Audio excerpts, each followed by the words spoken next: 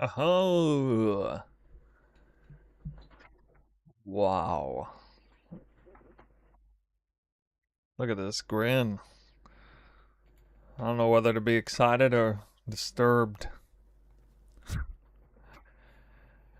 Alright, guys. Well, we got a special edition Path of Exile 1 stream. I didn't even really talk about this. I mean, I'm always going to stream PoE 1 right after a reveal.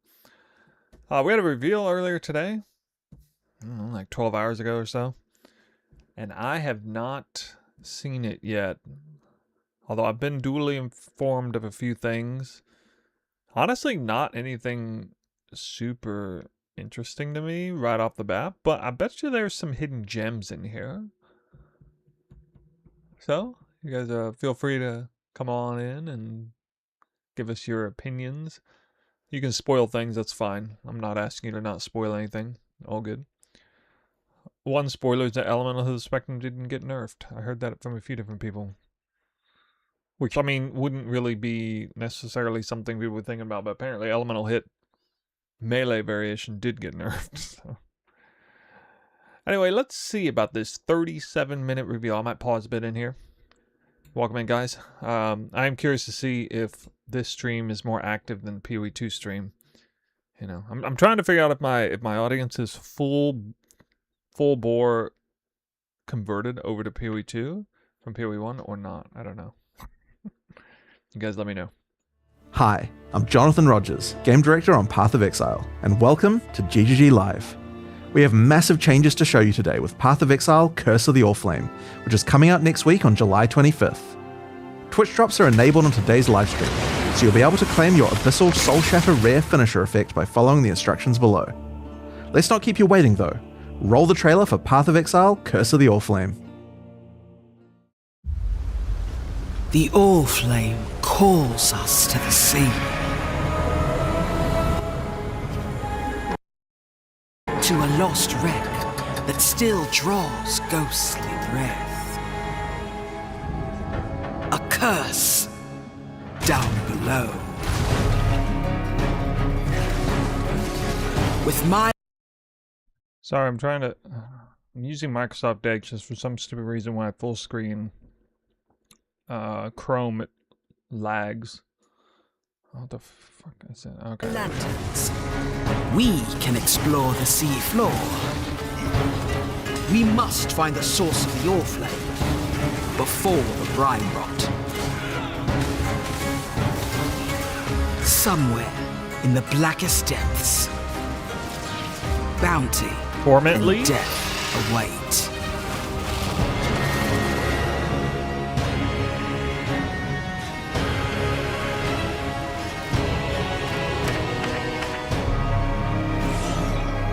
It's like Sentinel or something.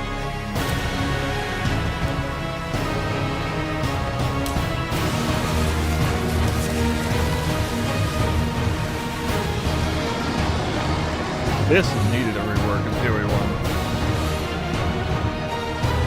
Legion improved. Merc's back.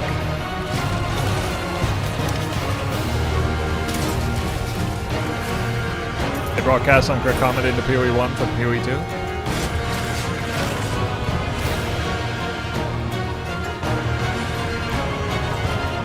Come find your fortune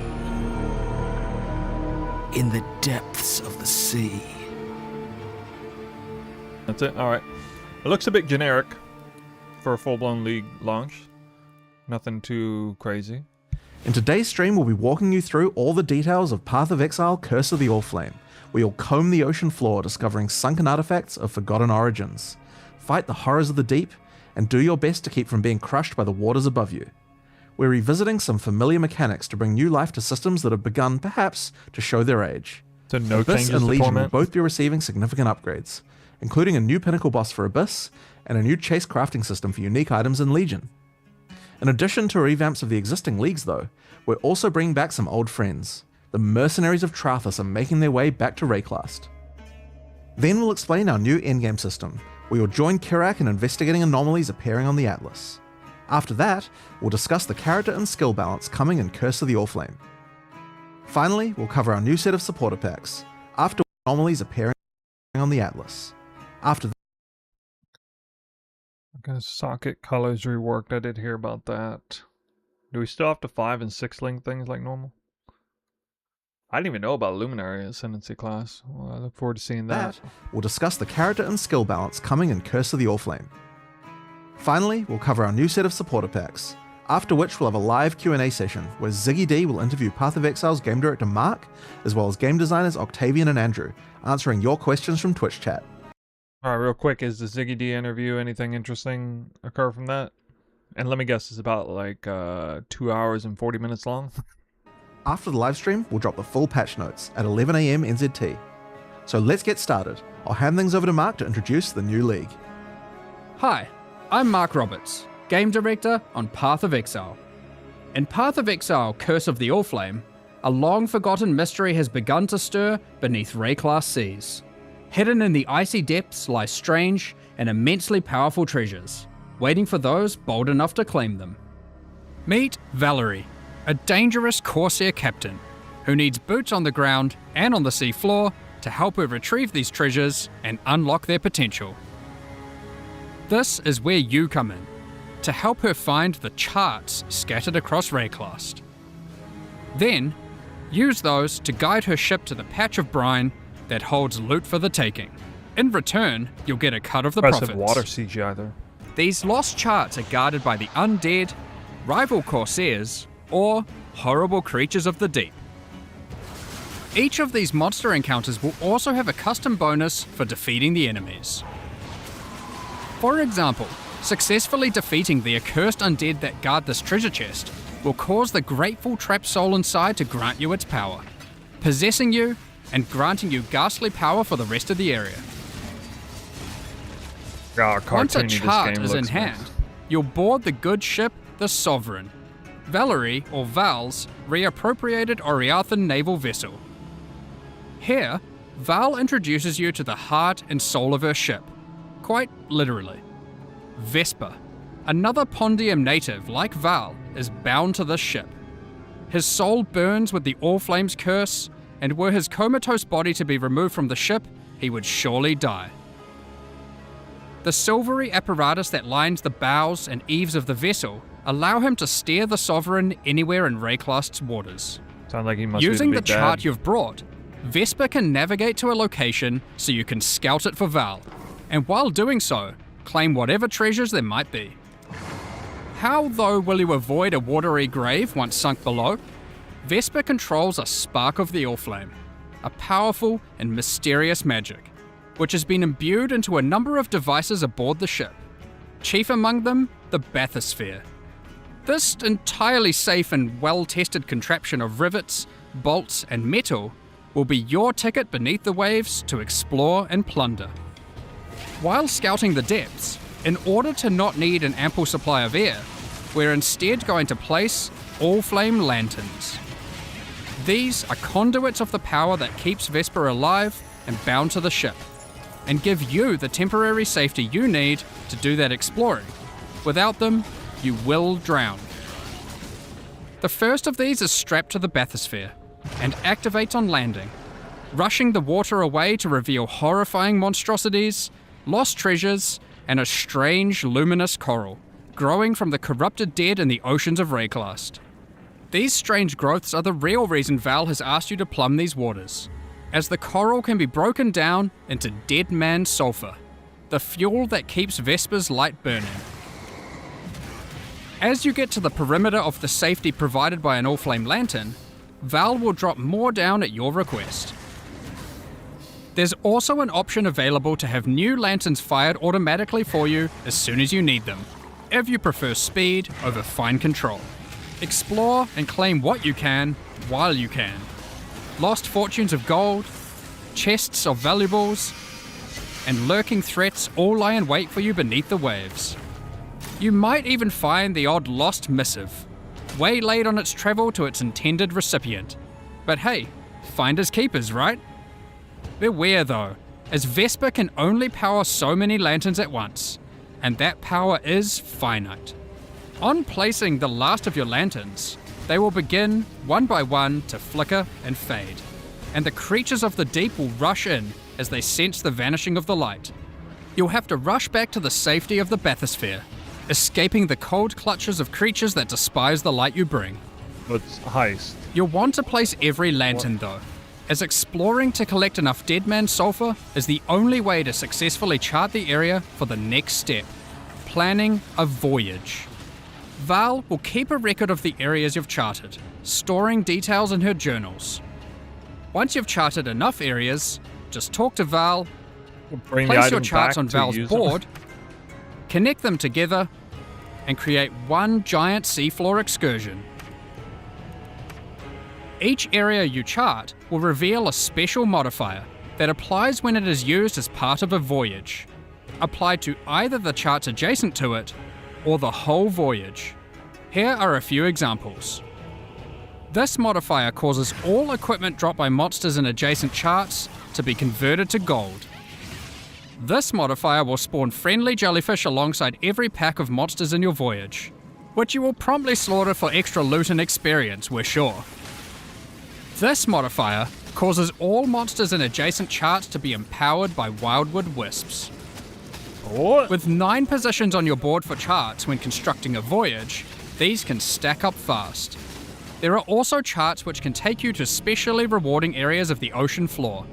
Fields of anchors strewn with treasure chests full of loot, Kalguran shipments lost at sea, and sunken abyssal pits teeming with monsters, to name just a few. There are even some ancient artifacts you might find and resurface. Additionally, the edges of the voyage board track the currents of corruption flowing through the waters of Rayclast, with randomized effects being rolled with each new voyage to affect the charts placed adjacent to them. These add even further rewards to your voyages, and can shake up the way you choose to place your charts. Stack all of that together, and a well-planned voyage, with a bit of luck, can be a very profitable endeavour. But with so much loot to claim, how are you going to get it all to the surface? Val has a solution for just that problem. In each of the charts that comprise your voyage, there will be a capsule waiting for you, It is sent down by heist. Val, What? which can store about an inventory worth of loot. Stuff these full, send Val a signal, and she will pull it back up to the surface, safe and sound. Since voyages are built of 9 charts, that's a lot of opportunities to send back plenty of valuables. Once you're satisfied with the plunder from your well-planned voyage, find any of No these loot capsule filter, locations and call the bathysphere to it as your ticket out. Val will send it down to your rescue, as fast as she can. You just need to survive until it gets there. Good luck. Once you do, don't forget to empty all those capsules full of loot. Now, back to all that dead man sulfur that you've been hard at work gathering. Is that just to keep the Sovereign afloat and Vesper alight? No, it's not. Once you've got a bunch of it, head below decks, and you'll find the heart of the ship at work. Whilst Vesper's body remains above deck, burning away in a contraption of tarnished pipes and corpse-stained glass, resides Vesper's soul, and you'll find him to be a pretty crafty fellow, if a bit melancholy. That's where this league's item crafting system comes into play. Give Vesper an item, alongside a currency that you could normally use on that item, and an ample supply of Dead Man Sulfur. That item is then split into a multitude of ghostly forms, each of which will be the result of having applied that currency to the original item. You can then pick which of the ghostly outcomes you like best to keep for yourself. The Tangibility. others will go up in smoke, as Vesper can only reify a single outcome. This can be done with almost any crafting step you'd like. Want to see a few only do it so many outcomes for times on that an item. influenced Exalted Orb? Perhaps you've got a particularly expensive fossil combination you want to get maximum value out of. Do be wary though, as the more potent the craft, the more sulfur Vesper will require to see it done. That's not all, however, as the seafloor hides some yet undiscovered potential in the form of rare and valuable ducats. These can be consumed by Vesper to warp and twist items in ways not seen in centuries, such as Kishara's Ducat, which creates 4 ghostly copies of an item, each of which will keep 1 mod from the original, perfect for creating powerful crafting bases. The Gentile's Ducat, which can solve item or gem requirement problems by changing one attribute to another. And Brine Hook's Ducat, with which you can become an emissary of the gods of Rayclast. Who knows what these aspects might do? These Ducats come from special types of charts, so keep an eye out for them on your travels throughout Rayclast. You may even find some that lead you to notably unwelcoming waters. So that covers the new league, and for the first time in Path of Exile, we're finally going under the sea. Some might even say League.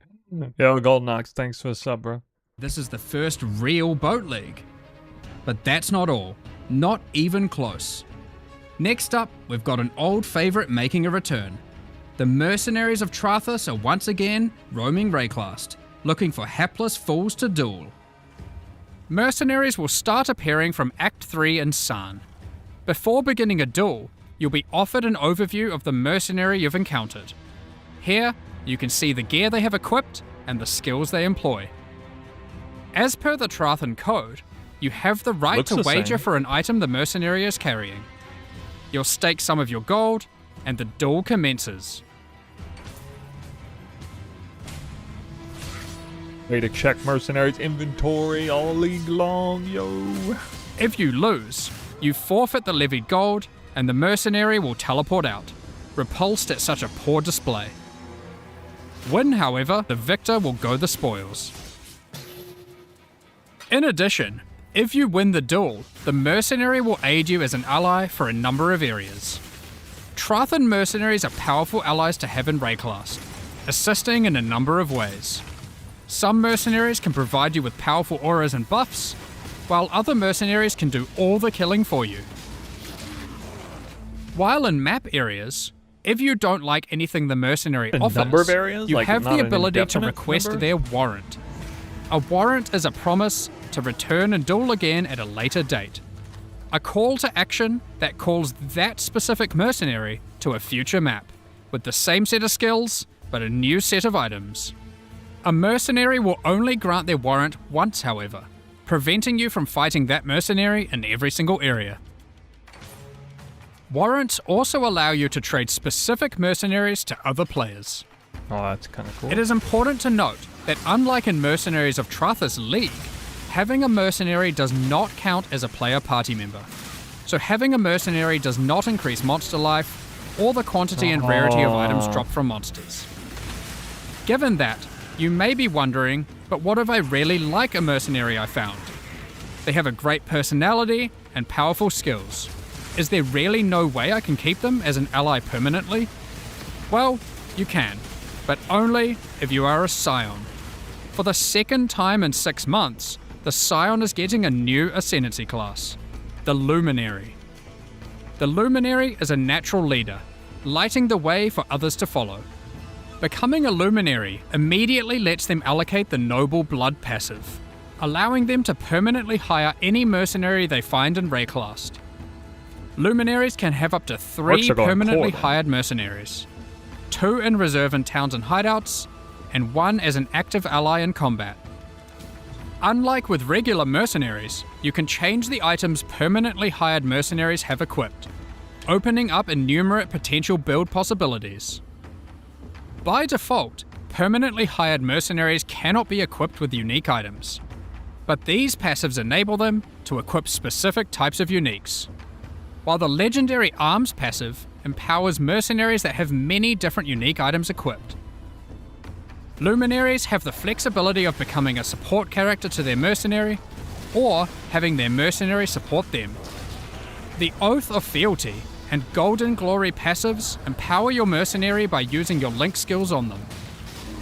The Loyal Bodyguard and Bestowed Knighthood passives enable your mercenary to protect you in combat, as well as enhancing their aura skills. As with any old league that we add to the core game, we have added full Atlas Tree and Scarab support. Here are just a few examples. These passives allow you to much more easily target the specific types of mercenaries you want showing up in your maps.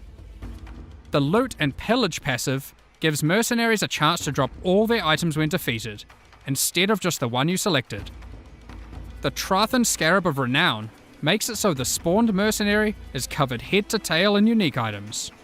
And the Trathan Scarab of Infamy forces a more powerful, infamous mercenary to spawn, accompanied by 2 other mercenaries for a truly unfair duel. Unfair for That them. one will be expensive. There's even Or a just few should be scarab entirely farming in the new end, I mercenary guess. types, one of which is found exclusively on the seafloor in rare Curse of the Allflame encounters.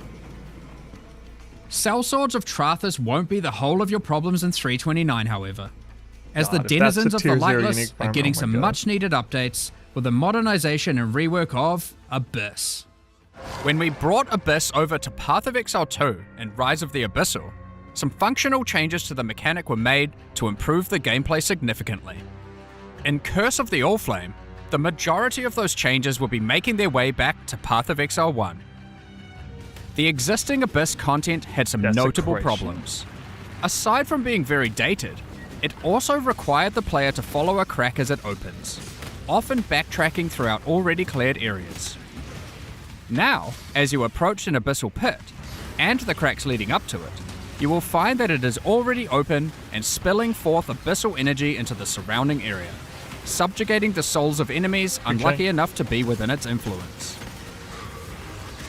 Slaying these enemies will send those souls spiraling down into the pit, drawing the attention and ire of the minions of Kulamark that dwell beneath. Slay enough of them, and the Abyssal Legion will spill forth from their domain to tear you apart. I was using that special Trinity support. The upshot of this rework is twofold. Firstly, there is now much more visceral feedback in the moment-to-moment gameplay of Abyss, with audio and visual cues drawing the player along. And most importantly, you'll never need to chase a meandering abyssal crack around a map ever again. No more backtracking. However, be on your guard. The abyssal minions of Kulamark have some different tricks up their sleeves in PoE 1, and many employ entirely different skills to those of their PoE 2 counterparts. To be clear, there are still some aspects of the existing abyssal system that we will be keeping. Abyssal jewels and items with abyssal sockets will remain. In fact, we have given Abyss a similar treatment to what we did with Dell fossils in our last release, moving abyssal rewards out of other areas of the game to make Abyss the exclusive source of abyssal jewels and Stygian vices. This will also come with a complete What about refresh of desecration? abyssal scarabs and Atlas passive tree investment, with some truly dangerous and wild new ways to take on the lightless hordes. Lastly for Abyss, but definitely not least, Abyss is bringing an entirely new endgame pinnacle boss, with its own set of brand new unique items. This boss has a very unique way of accessing it. What does this eyeball do? Good luck figuring this one out. Let's move on to our next league being reworked, Legion. No desecration. Every league should have distinct and interesting rewards that are exclusively available from that mechanic. This allows players to specialize in certain corners of the game, rewarding those who engage with a given mechanic. The way they buffed Legion, Legion right? is next on our list to receive this treatment. Despite having a unique combat mechanic, we felt Legion didn't have interesting exclusive rewards outside of Timeless Jewels. While incubators were technically exclusive to Legion, they effectively granted the same rewards that you could get elsewhere. So, what are we doing about it? Firstly, incubators are being removed. No longer will you have to remember to apply incubators W. to all your equipment every few maps. Instead, we will be adding a new type of reward exclusive to Legion, the Stygial unique items. Legion generals and maps will have a chance to drop a it's probably new gonna be type of currency trash. item, Enshrouding Crystals. These can be used on your unique armors. You can then take the enshrouded item to the domain of Timeless Conflict, which might look a little bit different to what you remember. A giant crystal emerges from the center of the domain, and there appears to be some sort of entity trapped inside, potentially the reason that these armies are engaged in eternal conflict. At the base of the crystal are a number of smaller crystals. Clicking on one allows us to place our enshrouded item inside. As we then kill monsters in the domain of timeless conflict, our gloves within the crystal begin to transform. And once you have killed enough, the crystal becomes volatile and looks ready to fracture. I wonder what will come out. Our Shaper's Touch transformed into a Malagero's Virtuosity. But now, the Malagero's Virtuosity has a trace of the original enshrouded item bestowed upon it, in the form of a vestigial implicit modifier. As you can see, enshrouding crystals allow you to transfer powerful modifiers from one unique item onto another. Here are some more examples of vestigial unique items. Helmets, boots, gloves, shields, and body armors. In addition to vestigial items, we are also making a number of small improvements to Legion. 80% taken You as no longer elemental. need to kill every Lightning last coil? monster to begin the Legion encounter. Breaking out all the key monsters, chests, and the majority of monsters will be enough to start the combat automatically. Oh my god. No more that cheeky is a single buff. monster hiding in the corner, preventing your encounter from That starting. is a buff. Legion monsters drop fewer splinters, but in larger stack sizes, resulting in fewer clicks in each Most encounter. exciting change I've seen so far. Unrelenting Right there. timeless emblems have been removed, with regular timeless emblems absorbing many of their effects, causing the domain of timeless conflict to become harder, but more rewarding as you kill monsters. Your reward progress in the domain is now Dude, what if you can like transfer over thunder fists or whatever, like level 30 flat lightning into a different pair of gloves? Dude, imagine you can put level 30, you could like combine level 30 flat lightning with level 5 conk effect on 2 different gloves. You get those 6 modded gloves. tracked by charging up these small purple crystals, rather than flooding your screen with hundreds of reward icons. The Valkyrie rewards are is still the crazy. same, just not obscuring your screen with symbols. Talismans were introduced back in 2015, but over the years they've been long neglected and lack a meaningful place or Talisman? purpose. Oh, this should be good. We are making a number of changes to bring talismans back to relevance. Firstly, talismans are now exclusive rewards from Bestiary. Every red beast has a chance to drop a talisman You guys like specific to this that beast. exclusivity side of things here? For they're example, going the towards. Krashik Croaker can drop the Croaker Talisman. What makes these talismans special? Well, you'll notice a couple of changes compared to old talismans. Firstly, talismans no longer drop corrupted, making them far easier to craft once you find one. Secondly, the special modifiers on talismans are now enchantments, rather than implicits. This means they compete with blight anointments, allowing their effects to be significantly more powerful than before. It'd be what? Oh, blight anointed.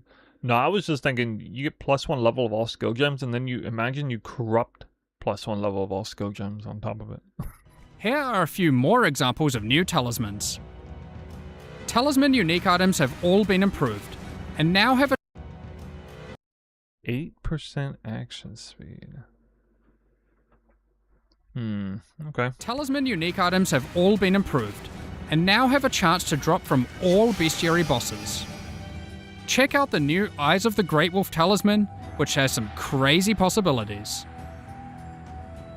So that is everything covering the new and reworked It's like League the mechanics same in as before. 329. Except just shuffle Now, the thing that's up. already quite a lot of in-game content, with Mercenaries Return of the Great Wolf Talisman, Actually, wait.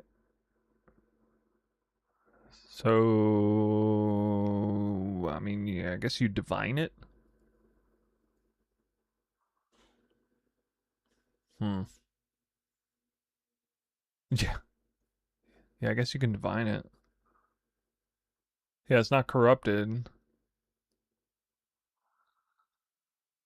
You get a +3 all skills. Great Wolf. which has some crazy possibilities. So that is everything covering the new and reworked League mechanics in 329. Okay. Now, I dig it. that's already quite a lot of in-game content, with mercenaries returning, an upgraded Abyss, Legion's new reward mechanic, and of course, everything the Curse of the Allflame League has to offer. But even with all of that, we're not done. Because what about the Atlas itself? Given Zana's actions to try and destroy it in the last 2 expansions. Zana's actions are causing the Atlas to become ever more destabilized. Strange locations have begun to manifest on the Atlas, many of which seem to be bleeding over from familiar places in Rayclast. Kerak has labelled these as anomalies. When you complete maps affected by a Voidstone, there is a chance that when you have next open anomalous your maps. Atlas, an anomaly may manifest. Like this one, the Mana Foyer. Like regular maps on the Atlas, you can select them at your map device, but unlike regular maps, these don't require an item to enter. It looks like this area is the abode of Cadero Perandus. Cadero is willing to offer valuable items in exchange for our gold. If you don't like what is on offer, you can reject it, and he will immediately offer another item. The next offer will cost more gold, but hopefully is much more valuable to you. If you don't have enough gold for the offered item, don't worry. They're gonna put Cadero Mage is Blood on happy this to list. wait for you They're to gonna do that, replenish I your think. coffers. You can return to the area at any time. The anomaly will not disappear from the Atlas until you either Here it comes. purchase an item Here it or comes. reject all his offers. With Anomalies are 19 unique in this stacked regard. Unlike other locations on the Atlas, these areas can often be revisited. Let's quickly run through a few of the anomalies that can manifest. Reflecting Mists and the Nameless Seer no longer randomly spawn within maps, but instead now appear in their own anomaly areas. What about Scrying is no discards? longer the domain of the Nameless Seer, but instead can be done through the new, tradable Scrying Orb. Some anomalies grant a taste of League mechanics you might not normally run, Raidable without having to be fully OMG. invested into them. For example, this anomaly creates a random, fully revealed heist blueprint wing, with random rogue companions. This anomaly has a version So of is the that players Sacred in Grove, shambles now? where the plants have fully taken over. This strongbox seems to have a strange mechanism. Atlas anomalies are unaffected by your Atlas skill tree, and you can't augment them using any fragments. Therefore, they can be run at any time without feeling like they have to be saved for later to maximize the Atlas potential anomaly rewards. maps are not. There are many more anomalous Atlas maps. anomalies to discover for yourselves, each of them tied to a specific Atlas quadrant. It is therefore worth discovering which ones can spawn in each part of the Atlas, as it may influence what Atlas strategy you wish to pursue. So that is a heap of new challenges to encounter, from the League and the in-game. But you may be asking, what new tools do we have to face these challenges? In 329, we are giving a bit of love to spellcasters, specifically those that cast spells themselves. But first, let's address the elephant in the room that astute players may have noticed. Yes, I'm talking about those socket colors. So, after the better part of 2 decades, in 329, we're making a fairly radical change. Sockets, at a basic level, don't have colors anymore. You can now put any colored gem into any socket. We're doing this to address a long-running issue for both new and experienced players. I'm sure almost everyone who has played before has run into the issue of finding a notable upgrade and have struggled to find a way to equip it. Maybe you find an amazing body armor, one that would give you a substantial boost to your defenses, but you just can't move your skill or support gems over because the colors of the sockets just don't match, and you didn't luck out with your chromatic orbs. Pure armor. It's not fun when you have to unequip a bunch of skills or supports just to use a better item. Drill occurring, This triple can blue still happen link, with the socket blue numbers armor, huh? and socket links, so it's not like it's just purely trivial, but the colors were just unnecessary. And not only prevented upgrading gear, it limited build better item. Wait, I want to hear about links though. This can still happen with the socket numbers and socket links, so it's not like it's just purely trivial, but the colors were just unnecessary. And not only prevented upgrading gear, it limited build experimentation. So, given that, What do the colours on gems with regards to sockets even now mean? Well, the colours on gems for sockets are still relevant, just as an upgrade system. You can still find items with coloured sockets, and you can craft them onto items. They are just rarer and more powerful. Most importantly, they don't restrict what can be socketed into them. So how are they more powerful? Well, if you were to find an item with, say, a green socket, you can put a green gem inside of it to get an additional quality bonus to that gem. This allows socket colours to be a purely positive outcome on an item, while not just simplifying the system away. You can also still change the colour of sockets on your items using a chromatic orb, which now guarantees at least one red, blue, or green socket. This change will make it easier for everyone to upgrade items White and maintain sockets their are the build, worst now. Got it. especially while progressing.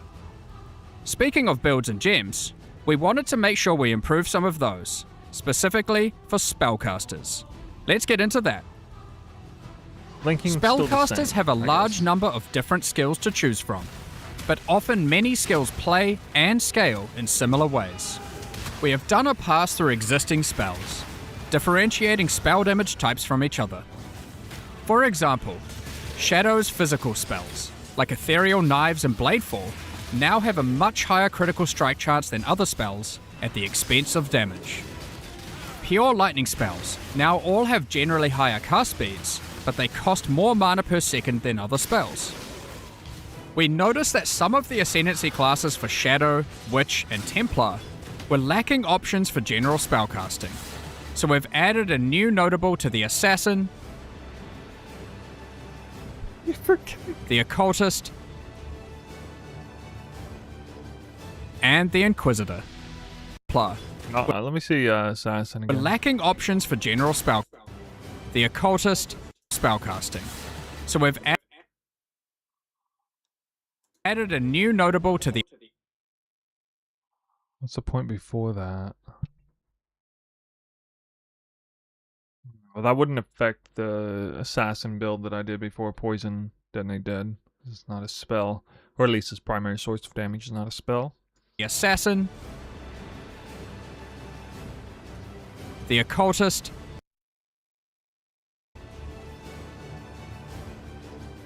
and the Inquisitor.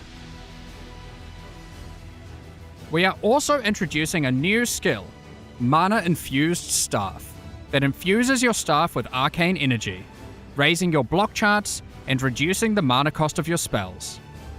In addition, Heard we had when some you are mana hit by an efficiency enemy, nerfs. you retaliate with a wave of arcane lightning, dealing damage based on your maximum mana. One of the struggles we noticed with certain self-cast archetypes was that they lacked a scaling option in the endgame.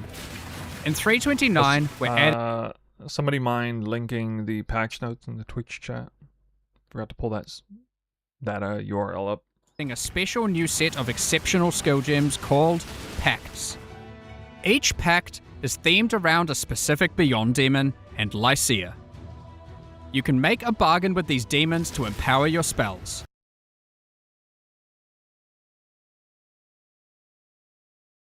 Okay. But at what cost, you may ask? Well, these spells don't have a typical cost, but instead cause the player to gain a special affliction debuff. Don't worry too much though, the rewards will be worth it.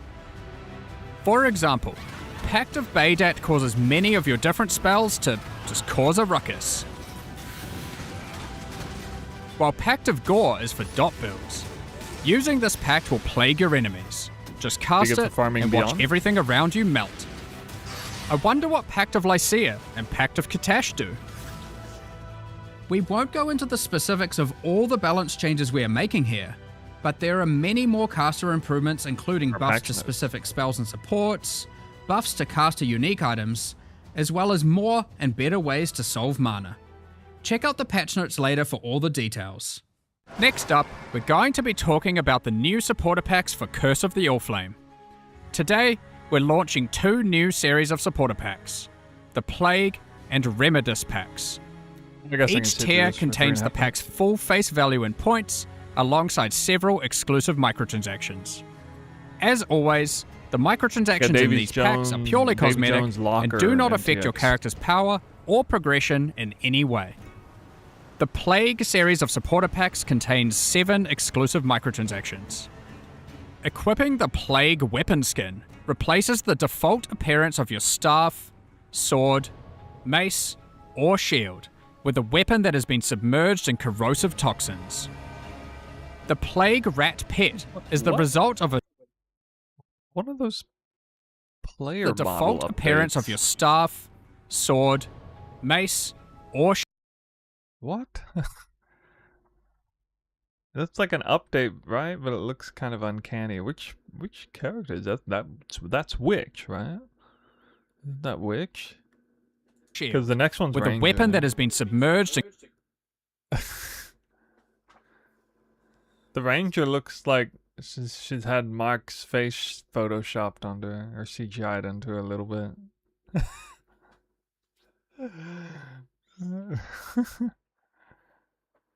corrosive toxins. The Plague Rat Pet is the result of a nefarious experiment. When a unique enemy is nearby, it faints as a defensive mechanism to protect its fragile body so it can continue to spread disease. The metal of the Plague Bearer armor set has corroded, and the cloth has begun to disintegrate from being exposed to such toxic elements. It includes the Plague Bearer back attachment, which spreads disease across the ground in town areas, maximizing the chance of infection. A diseased Damn, that swarm looks crazy. infects your weapon when using the Plague Bearer weapon effect. Use it alongside the Erupting Pustule's rare finisher effect to spread vile and devastating disease to monsters you kill. Activating the Plague Wraith map device causes the plagued energy to flow from the chained being. Given the goal of spreading such illness is to end the lives of as many as possible, the map device tracks kills in kind, showing you the number of enemies killed in each map, sorted by rarity. Feel free to even pin the count of enemies slain in a map to the leaderboard at your leisure. Pair it Even Jesus Christ himself had a better wrap up than that guy. Jeez. with the putrefying portal to fully immerse yourself in the Plague Propagator experience.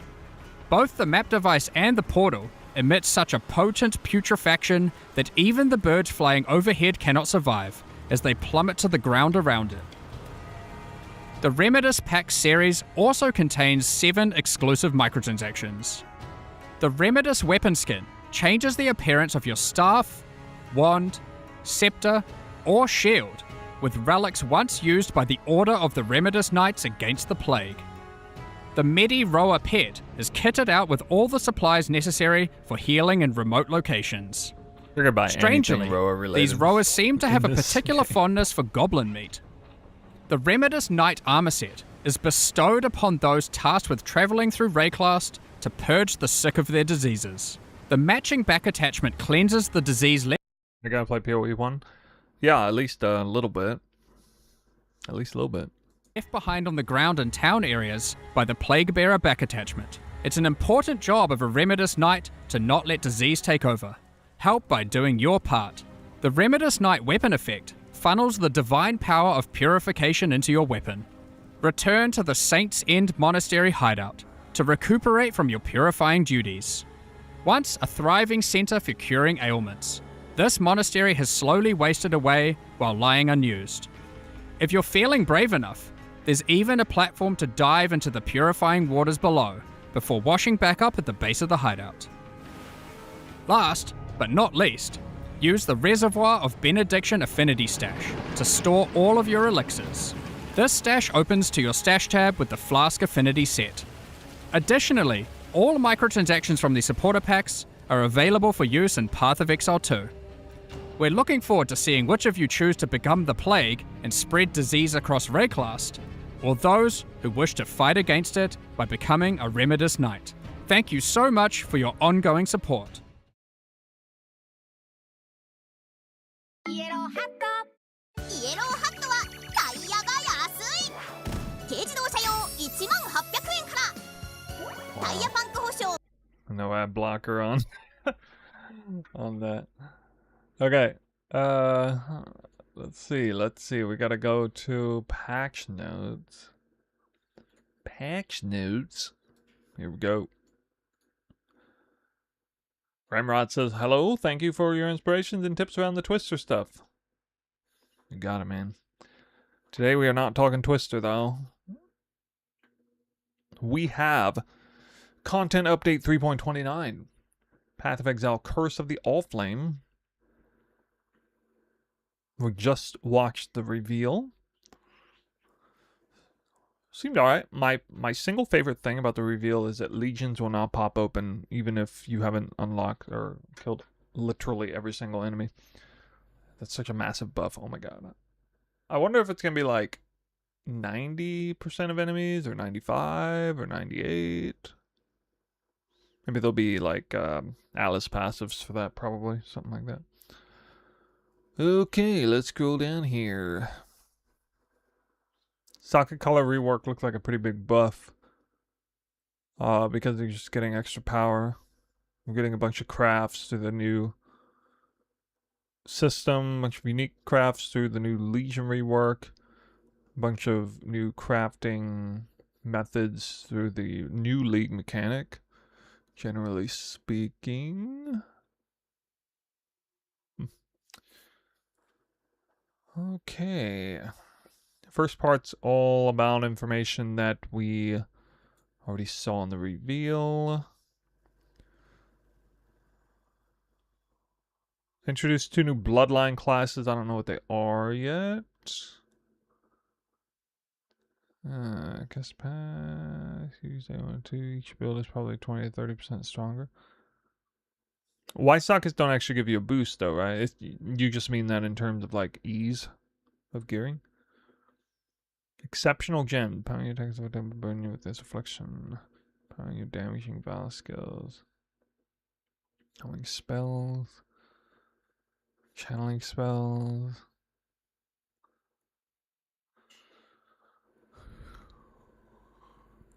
Killed when they are shocked by your hits and shocked when they are killed by your hits. Winning increased effective chill and shock. I wonder how powerful that is for like Mana Forge links. Because you could have like Mana Forge Lightning Arrow setup or something.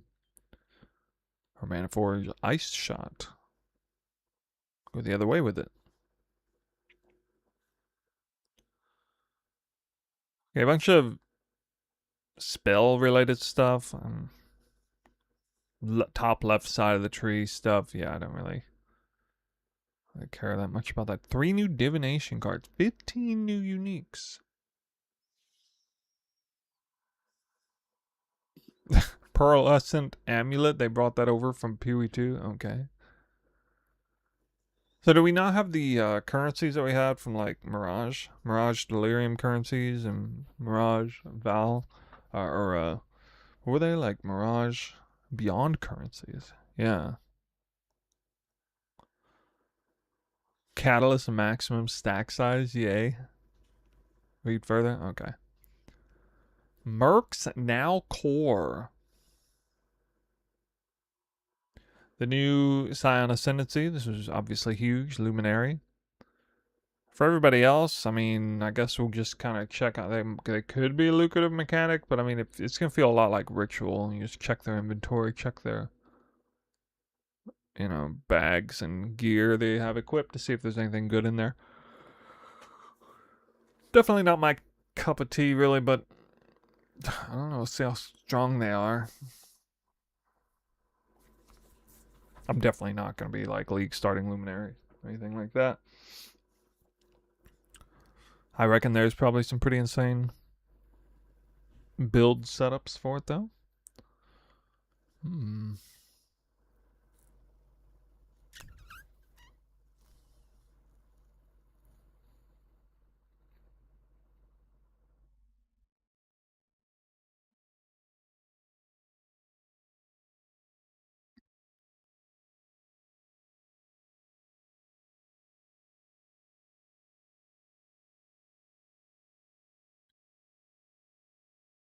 Abyssal Delirium Orbs can no longer be obtained.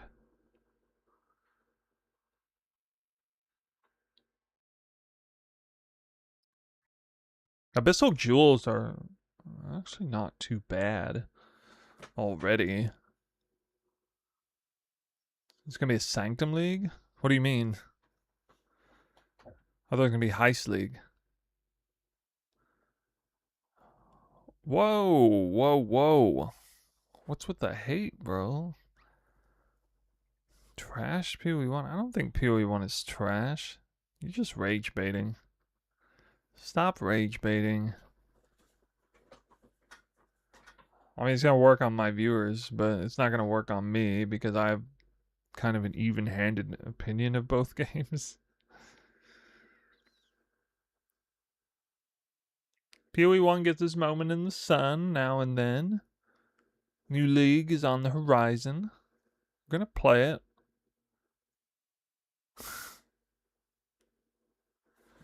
Kind of hurts. Increased effect of lightning ailments. Oh, increased number of spell damage. What about damage with bows?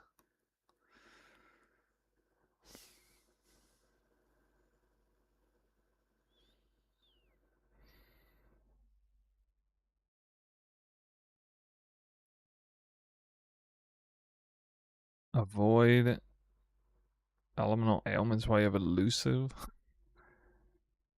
I mean, that'd be pretty rough.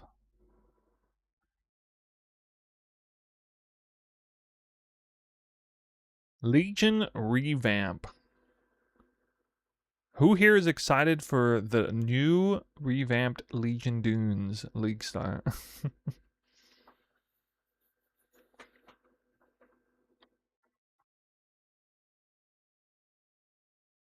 Hmm.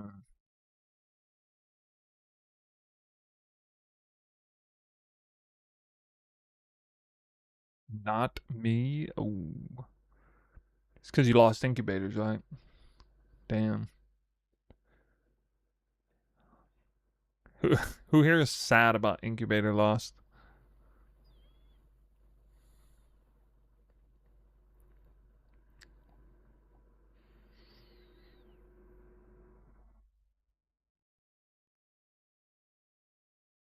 Maybe emblems will actually be worth more now.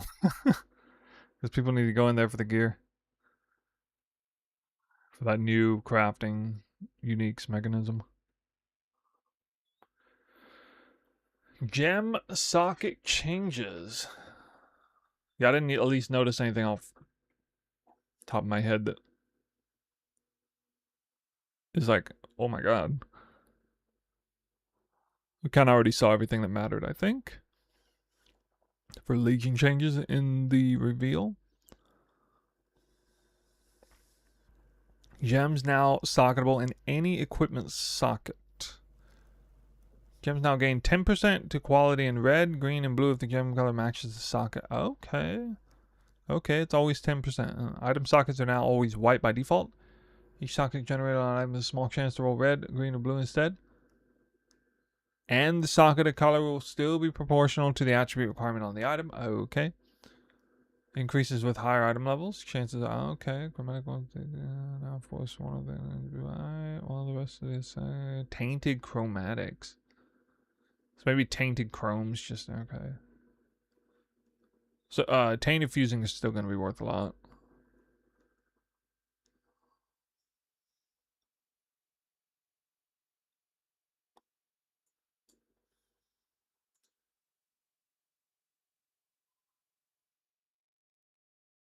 I tried to do your build, but I have mana problems. How can I fix? Omarozon. Okay, so you're talking about PoE2. Make sure you run level 1 Whirling Slash. And, you know, that's about it. Like, shouldn't really have mana problems with that. I mean, I have, like, Clarity 1 for free on the second. I might be running, like, Clarity 1 or Clarity 2, but, like, that's about it.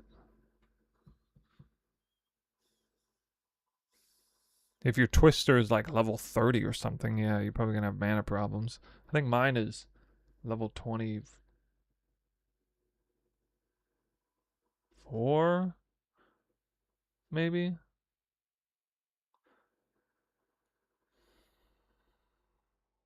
Okay. You figured it out? Okay.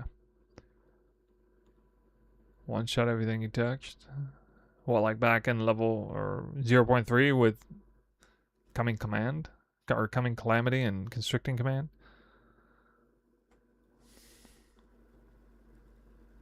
At least 2 non-white sockets. At least 4 non-white sockets. 75 chromes.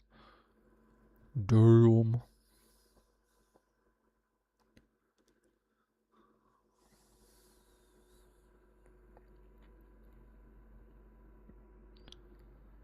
The following unique items now have a hidden property on them, preventing them from having white sockets. Dial is malefaction, skin of lord, skin of loyal. These versions of these uniques are not affected by this change.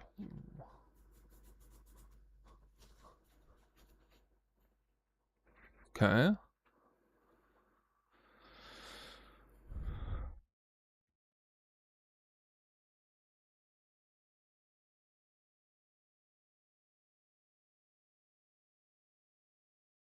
Wait, so dial is doesn't what? Oh. Hmm.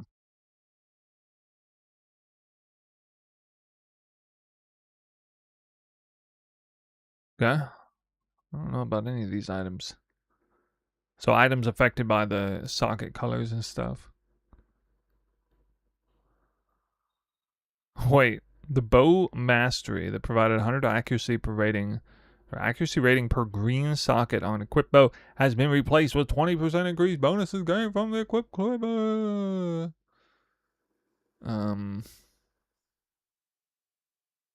Maybe that's good. I mean, yeah. I mean, in the in game, that's definitely better. 20%. Actually, seems kind of good for mastery, dude. Okay. I mean, it's effectively just 1 point. What would that give for this?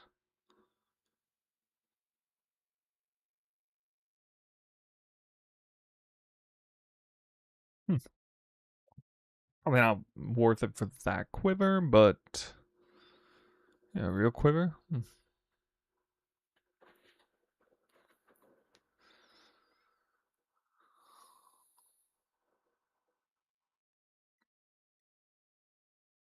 Omen of Blanching has been renamed Omen of Trichromatism.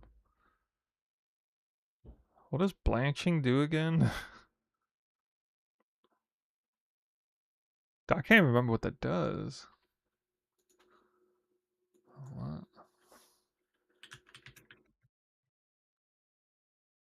Totally forgot.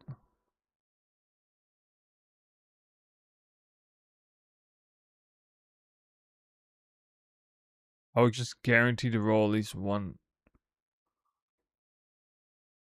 Oh, right. It's the white socket one. Yeah, yeah. Okay.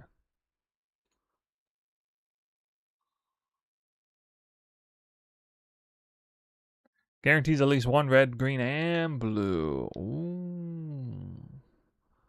Ooh. That'll be expensive.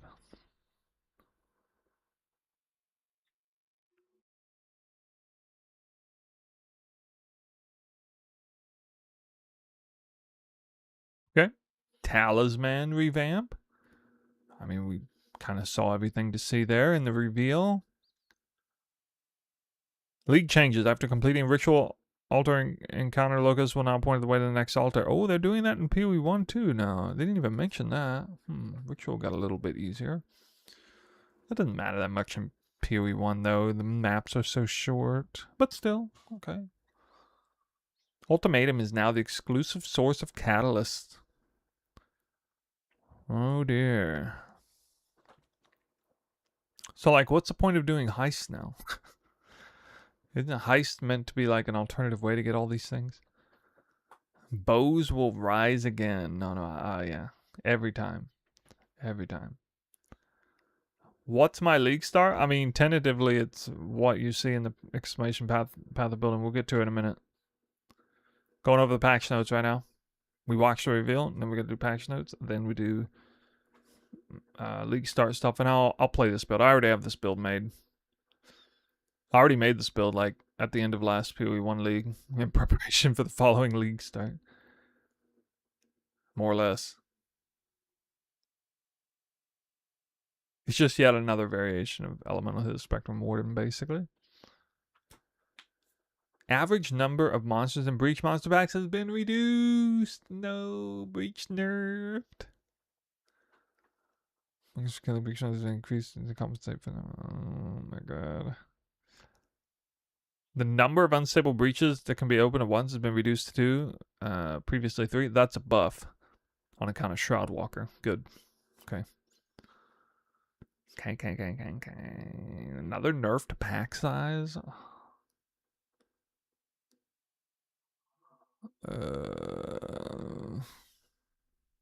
More nerf to increase rare monster count. Oof. Another rare or nerf to magic monster count. Oof. But it's okay. The Genesis tree was buffed. Oh my god. Wait, maybe it was nerfed. Buffed and nerfed in some ways. Yeah. I don't give a damn about that thing. I feel like I'm not allowed to farm Breach because I really don't. I just hate interfacing with that Genesis tree. Endgame changes. Anomaly maps, but not anomalous maps. Not the same thing. Being able to scry a map over easily with the currency will be nice. That'll probably be super expensive in the first day or two, and it'll be like, I bet you'll be like dirt cheap later on. What's up, bro? Mike, just seen the soaring spear video. Hard drop to you, segment. Yeah, it's okay. The stakes were pretty low for me. I didn't care about that currency. Kind of wild that I got the extra socket though. Could have sold that one for a lot.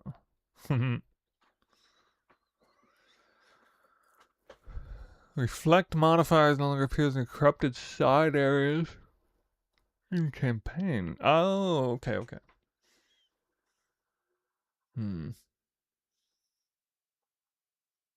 Reflect map modifiers have been reworked. Instead of causing monsters to reflect a percentage of physical elemental damage, they instead cause rare monsters to have physical or elemental thorns.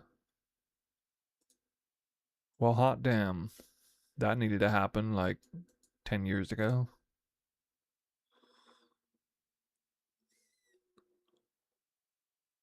That spear in there, I mentioned there's probably worth like 5 to 10 mirrors. But I mean, very hard to put a price tag on that. Elemental Hidden Spectrum can run elemental reflect maps now. Ooh, woot. And because of like Mana Forge arrows, we couldn't run Fizz reflect maps either. So, oh my god, so nice. Uh-oh. They didn't remove Dune, did they? Nope.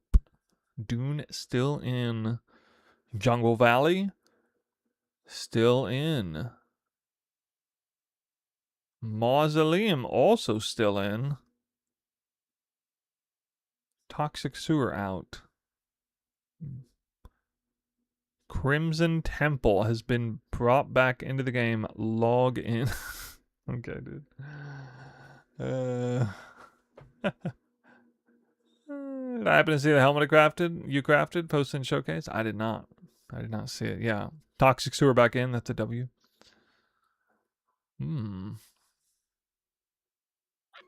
The decayed stone socket on the Atlas now connects to the Oh, okay. Instead of just the Maze and Minotaur. The Pit of the Chimera boss now only spawns one wave of enemies. Oh, thank God. Oh my God. City Square? City Square still in.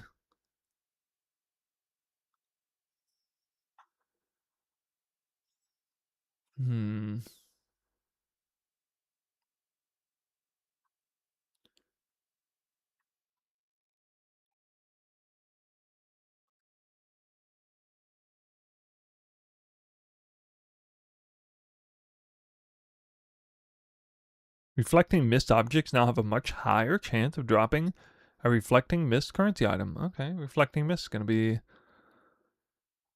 more accessible for what that is worth. Atlas passive tree changes. Are they going to talk about the Merc stuff? No. Dutiful soldier Atlas now also grants blueprints and have a 15% chance to have a special implicit. We got farm heist. Always be farming heist. That's right, I got a farm heist too. It's heist beyond Legion.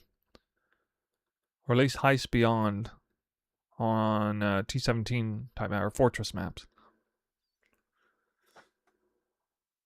The scrying orb is a new currency item that stores the map that the currency item was found in. It then allows you to scry. Oh, so you can't just. Okay, it still only counts as the map that it was found in.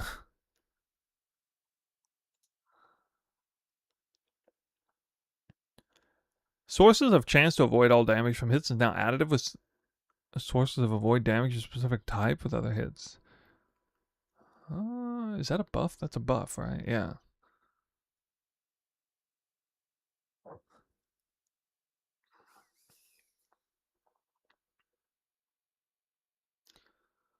In case your next has been placed new arcane keyword. Okay. Yeah, that sounds. I don't know. I mean, like elusive.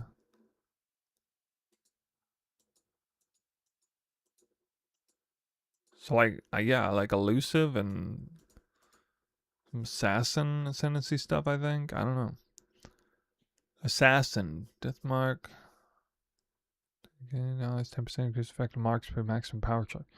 Never seen that before. Okay, this is like critical spell stuff.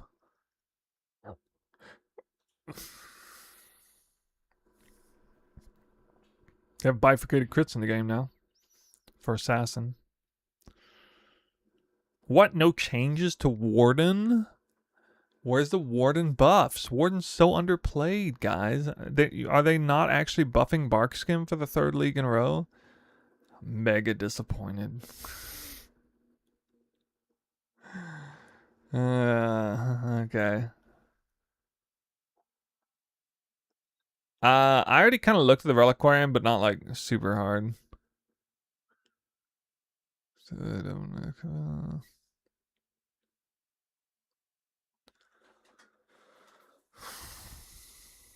I saw that page.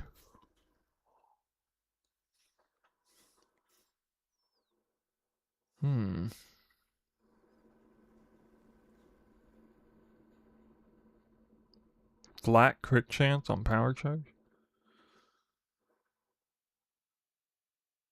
Wow.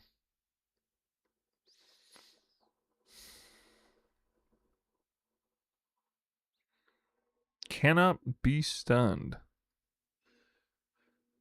You have the impenetrable shrine buff while affected by no flasks. Wait, what? Isn't that immune to damage? What? What? Wait a minute.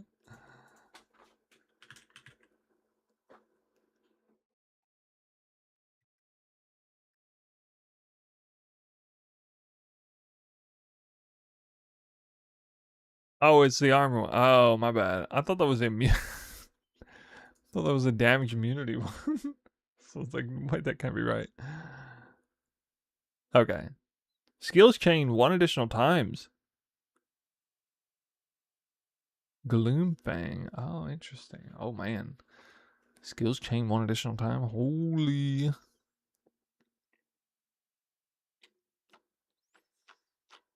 Not quite as good as Ricochet, I guess. Unless. Yo, this is godly for like poison tornado shot, though.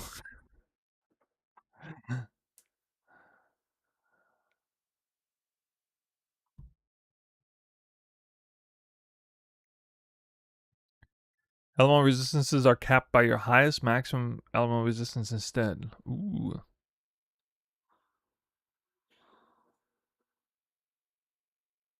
Elements on enemies. Polaric Devastation would be sick, though. Dude, that'd be sick for like freeze build. Look at that. 40% increased duration of ailments on enemies. That's so sick for a freeze build. And covered in ash and frost. Sacred Chalice. If you use a sapphire flashing physical is extra. What the fuck? That stuff's wild. Dude. Imagine you like play into flask tech, have those flasks on at all times with the belt, and have 60% fizz gain his extra elemental damage. What in the world?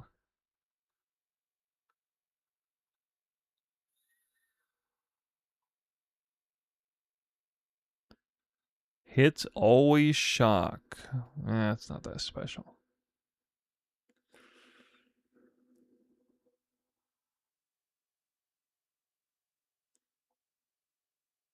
Huh.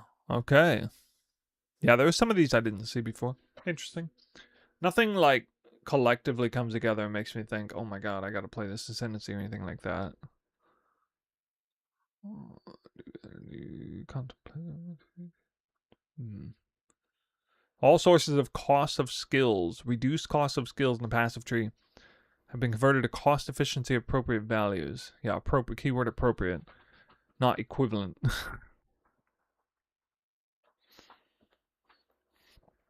Assassin? I'm not that interested in Assassin because I don't play spell builds, dude.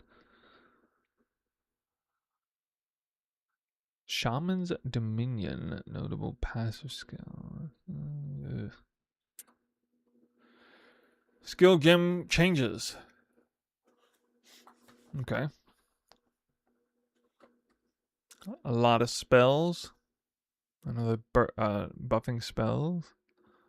Ball lightning. I don't really care about. I'm not gonna read any of these unless they're a skill that I've used before.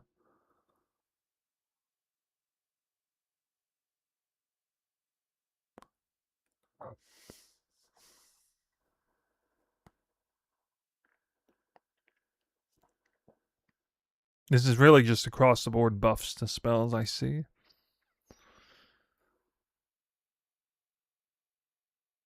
Why are they changing Flame Dash? Critical strike chance of Flame Dash. Ooh.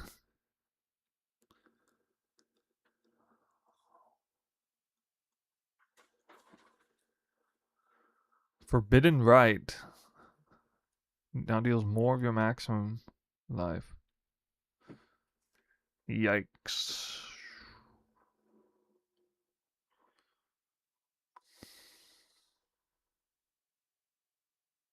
Hydrosphere buffed. I do use Hydrosphere in my build, but it doesn't really matter.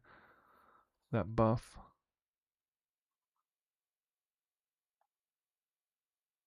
If I could accept more projectiles then. Higher bounce projectile frequency? That'd be massive, but no. Yeah, I'm running back. I'm gonna hit a spectrum, this time with Magic Find.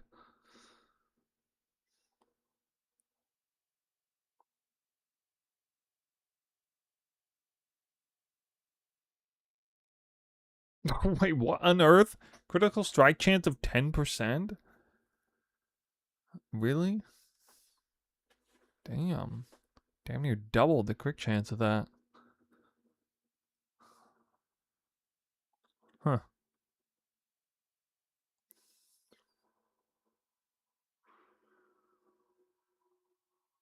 So much spell. Mainly it's spells getting way more crit chance baseline.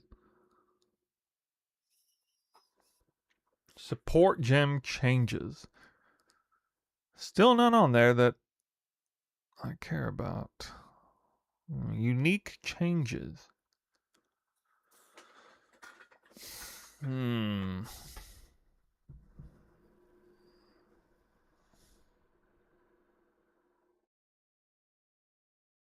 It's gonna be like spell themed uniques, right? Yeah.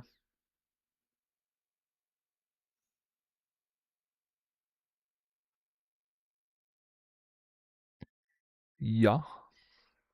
Worm sign unique gloves.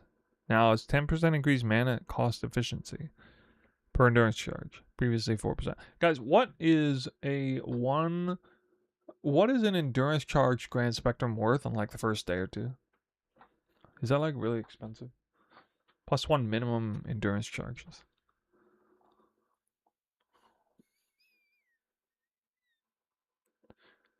Currency items like fracturing orbs, fracturing fossils, and reflecting mists no longer explicitly state that they don't work on synth items.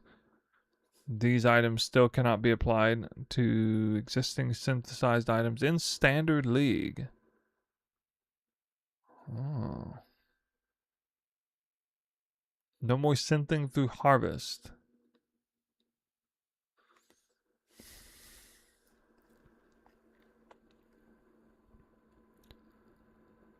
Beastcraft option split an item into 3 has been replaced. New option that fractures the modifier on a rare talisman with at least 4 modifiers. Yeah, so split beast no longer works for anything other than talismans, I guess.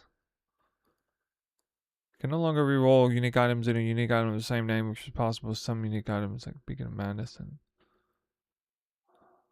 what? Huh.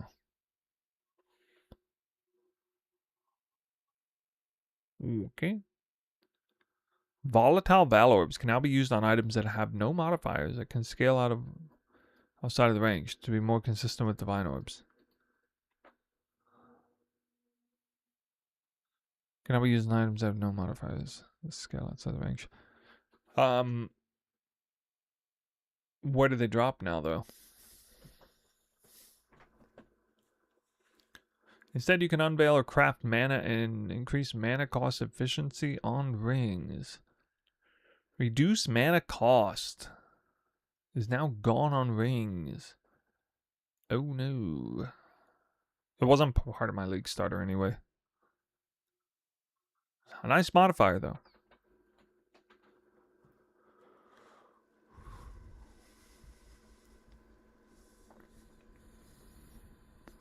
Fire damage, cold damage, lightning damage.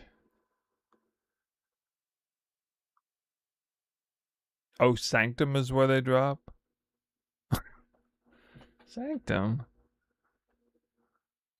So that's where all the Mirage currencies went? Sanctum?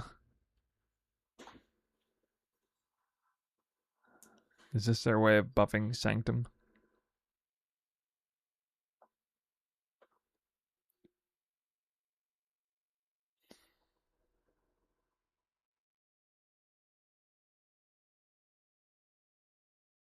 Don't revive Sanctum, please, GG. Increased aura effect of purity of elements on amulets. Log in. Okay.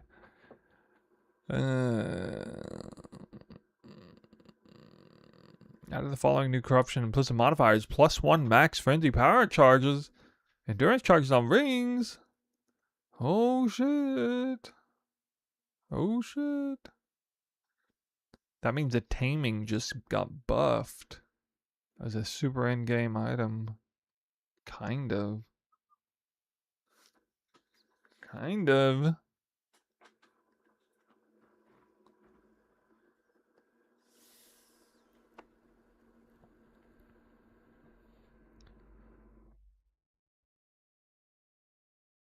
Yeah. Versatile combat on shield. 5 to 10% to quality of socketing gems on weapons and shields. Huh. God damn, imagine you get 10 quality of socketing gems on the fucking... What shield is that? Forgot the name of the shield. You guys know the one. The 6-link shield.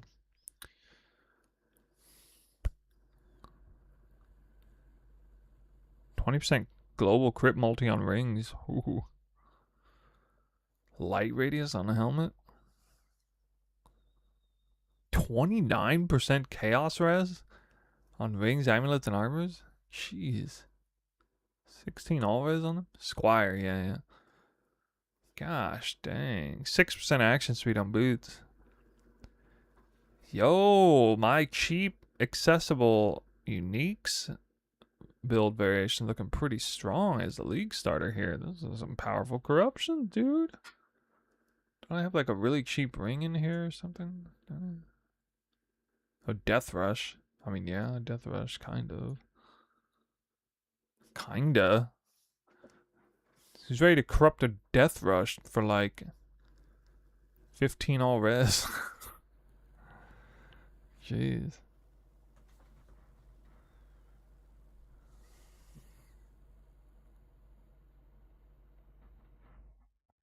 Arrows chain +1 time to bows.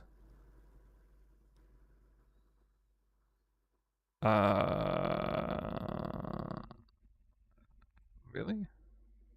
I'm pretty sure Wind Dancer is now epically strong with that.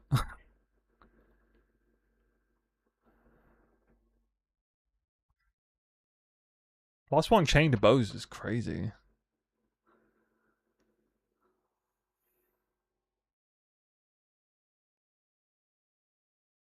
Never played a bow build, but how do you plan to not just fall over in any hit with 11k HP? I mean, I'll show you gameplay in a few minutes. You just gotta be good. And not roll some outrageously hard maps. And kind of do content that is in alignment with the progression of the build.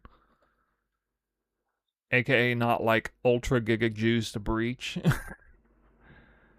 Yeah, it's a freeze based build too. Yeah, you don't really have to get hit much at all. Encryption. I don't see the explode stuff. Oh, here it is. Enemies you kill have a 10-15% chance to explode. Yeah, but these are on like wands and shit. I don't care about that. I'm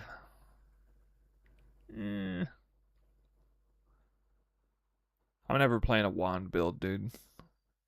Increased aura effect of specific aura corruption. Okay. Global physical damage. So global. Belt corruption from 6 to 8, now 6 to 10. Ooh boy. Local added fizz on war staffs. Wait, local added fizz would be crazy strong on a bow. An endgame bow.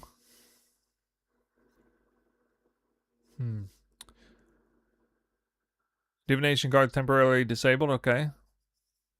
Nothing super important. Now awards an exceptional support gem. The home divination guard. I wonder if I assume they changed the drop rate on it. Actually, exceptional gems aren't that crazy.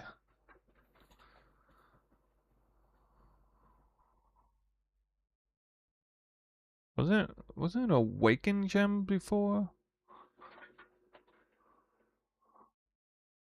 Ancient womb gifts are now womb gifts, sorry. Relatively rare compared to other types. Okay. Ruthless specific changes. I didn't catch that. Well, at least the ruthless specific changes isn't like a memery, like 5 pages worth of stuff.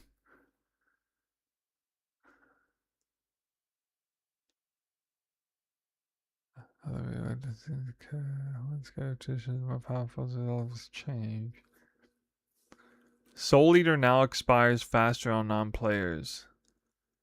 Oh, okay.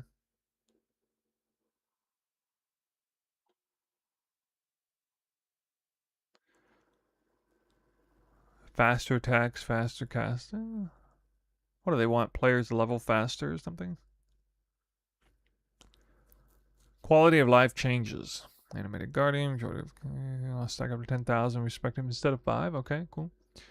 Repeat applying currency items no longer drains each stack. Talk about how stand drain stacks fully before moving on to the next staff. Okay, I see.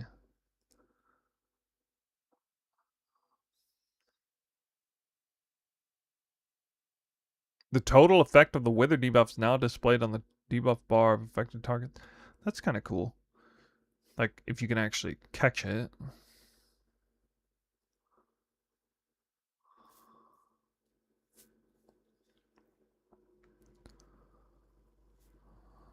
Fixed a bug where area of effect modifiers were applied to elemental hit twice.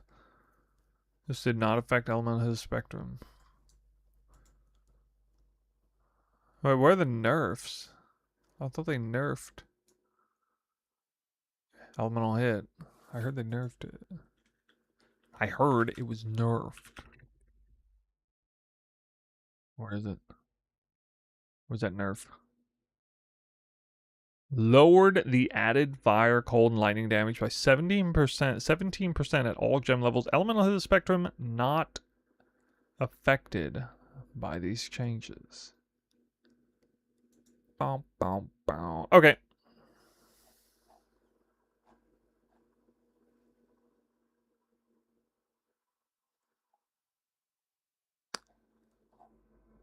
Well, people seem relatively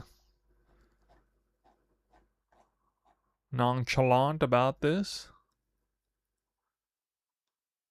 Nobody's despairing? I guess the biggest thing despairing about is the removal of Mirage, right? Somebody in my Discord was despairing about the state of loot in general. What do you guys think of the patch notes? What do y'all think? Bit mid.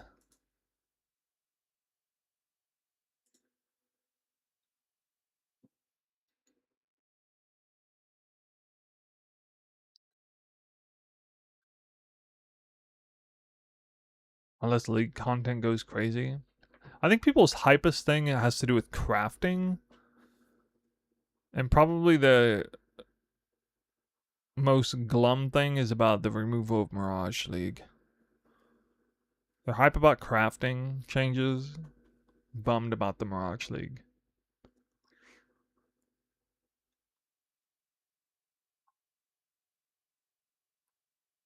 I'll hit the ice shot, then TS cold convert. If you want to do ice shot again, I'm going to skip ice shot this time. Person struggles to get excited for out of map league mechanics. Yeah, I don't really care about that.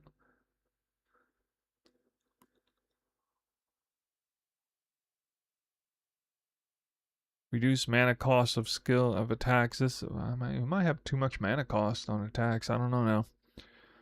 Well, this is a build, you know, basically my core Elemental of the Spectrum build, Magic Find version. Do you believe Wind Ripper actually does okay here? It's almost the same as Quillrain in terms of damage, slightly better. So you wouldn't have to do that. You could run something like, let's see, kind of a. Do I not have such a bow? Oh.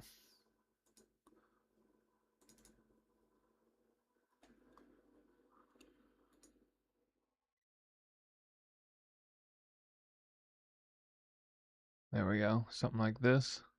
So this would be, I don't know, conventional bow. You can see it's 13.3 million. Wind Ripper is 10 million.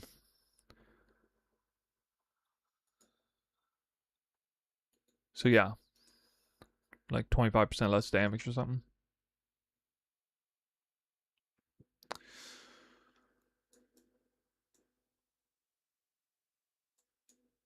So to anybody who's interested in knowing, this is an Elemental Hit Spectrum Warden League starter.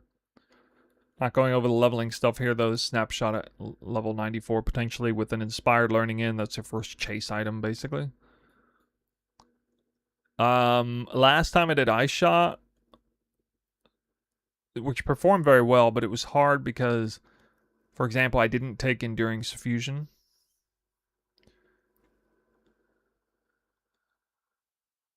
The crazy thing is that I'm not actually taking Oath of Winter. Yeah. Yeah, okay, so this was kind of an interesting epiphany I had when I was checking Deadeye versus Warden. When I actually experimented with a Deadeye who was wearing Painseeker gloves, I was freezing the shit out of everything. Still. And I talked about, this is a video I didn't make last time leading into the league. But, for anyone who is trying to league start Deadeye Elemental His Spectrum and want a much, much, much, much easier time with content during the most annoying phase, which is the initial, like, ultra glass cannon phase, you're getting into, like, red maps and stuff. Painseeker gloves are quite cheap last league. Usually cheap. And this triples your freeze capacity. This is a unique modifier that usually wouldn't affect freeze, but it actually does here. And, normally we just go Warden with Oath of Winter. Get a ton of freeze that way. But these gloves are a pretty strong workaround for Oath of Winter. In fact, so strong that I've decided I can drop Oath of Winter on the Warden side even. And just rely on the sheer damage from tinctures. With a little bit of flat cold on Wind Ripper. A little bit of flat cold on Hiri's Ire. A little bit expensive item. But mostly tons of flat cold on Elemental His Spectrum. Which is where most of it comes from. But actually a decent amount of flat cold going on here. That's the highest damage archetype on this build. Giving it a halfway respectable freeze threshold.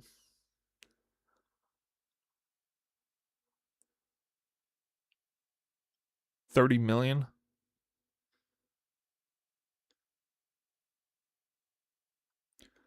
So if I'm not mistaken, that will freeze pinnacle bosses, but not uber bosses. I know it freezes the fortress boss. 100% sure of that. So already tested it on that. And that was pre-nerf on the area level from, that was back in true T17 HP numbers. So like those bosses have like 15-20% less HP now or something like that because of the area level difference.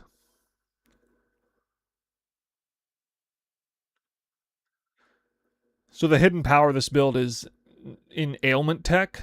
Normally Elemental His Spectrum, I'm going like full-blown ailment tech and then it's not such a secret, but I've figured out the sort of gearing, how much I can cut corners on gear in certain ways on build and stuff to basically have enough power and ailments to not even really need the ailment tech, and therefore I can just go full-blown into tinctures. Last league was the first time I actually league started tinctures. It was surprisingly easy to get really good tinctures. I mean, not that surprising. You can just alt spam them. The only tinctures that are like really hard to get are ones that have like, well over 20% quality. So like those base tinctures are really expensive, but anything with just 20% quality is like super cheap to get. Even like really, really, really well rolled ones.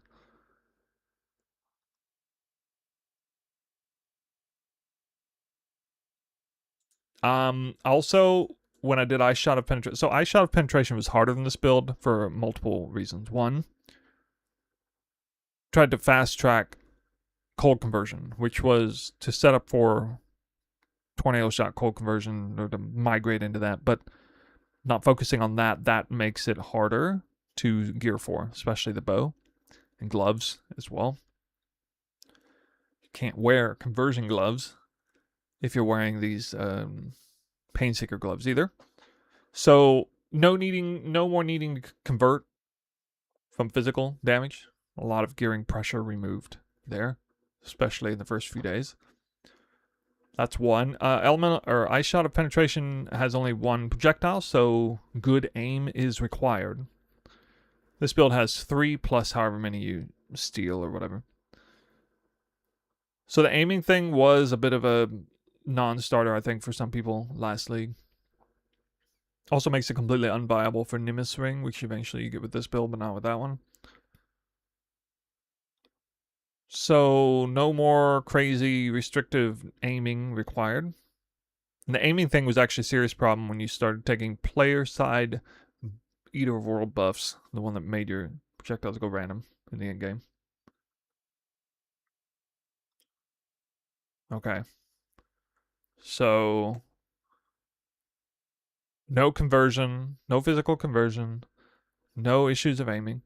Another thing I set up for, and this was a choice last league, I did not take Enduring Suffusion. Plus, I took Blood-Soaked Blade. Now, the combination of Blood-Soaked Blade and no Enduring Suffusion allowed me to unlock like Oath of Winter in the same setup, which produced the strongest tincture setup.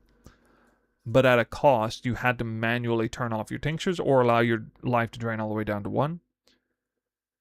And you were trying to stack up a crazy number of buffs. So it was really precarious doing that on Glass Cannon. Like, you know, if you ran a map with like Ignited Ground or Desecrated Ground, it was really dangerous to do that. So that was a little over the top, I felt. I got around it.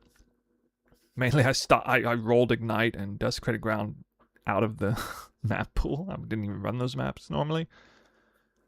But it did make the piloting the build harder. So Ice Shot of Penetration was actually a lot harder to pilot because of the aiming required and the manual tinctures turn off and on with life stuff. Okay, so this version, if you use Blood-Soaked Blade combined with Enduring Suffusion, it is the most reliable, technically not the safest, but the most reliable tincture uptime, because you will never accidentally run out of mana before you get the 10 mana burn, or double stack of 5. Because, you know, it barely even moves your life. It barely moves the needle of your life. So it actually is a really good idea to take this, just generally speaking. Unless you're on, like, you can't do it for like a CI build, I guess. But other than that.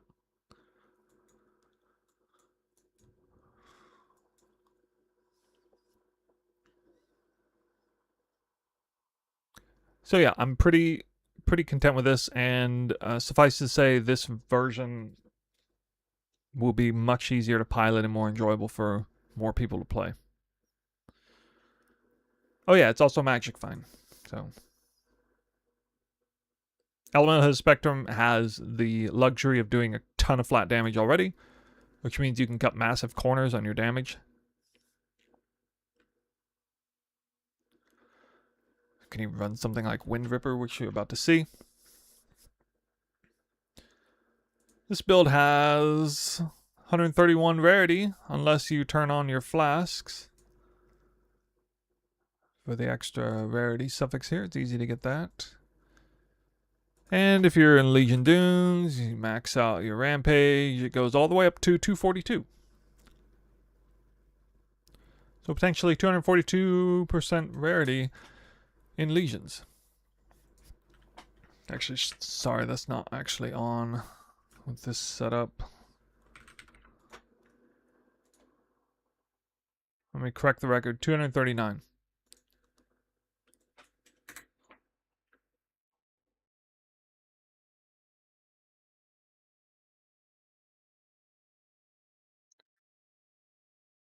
Also, Adrenaline is normally on. There's a lot of buffs that you'll have that aren't on here. If you're doing like Legion Dunes, for example, you have Rampage, you have Onslaught, you have Adrenaline. And yeah, I guess that's it. So damage goes up by like movement speed in particular is important to see here. Upwards of 163% movement speed. Pretty nice for this junk gear, and this doesn't include Inspired Learning or Headhunter buffs, of course. I believe all ailments are fully capped here, even though it does not say. This is a point of contention, but when I test it and I literally, you just see it. Like in the footage of the build, when I eventually make footage of the build, you're going to see like Fortress Boss will have max ailments on there, double 30% Scorch, etc. It does suggest here that the average shock number on Pinnacles is 26, but this is taking into account only an 86% crit chance, as well as average shocks. So this is not accurate at all. It will be higher. You can also, instead of this helmet, run the Fledgling if you want. I do way more damage, potentially. Yeah, nearly, yeah, like 70% more damage if you run fledgling at maximum end.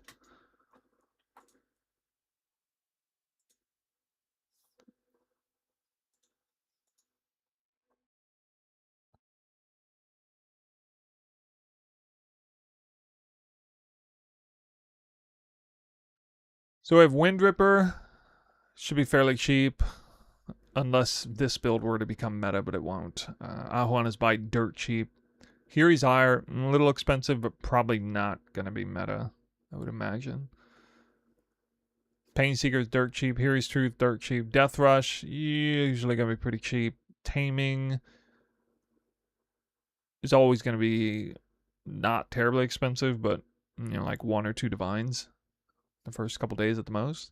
Bisco's Leash should be very cheap.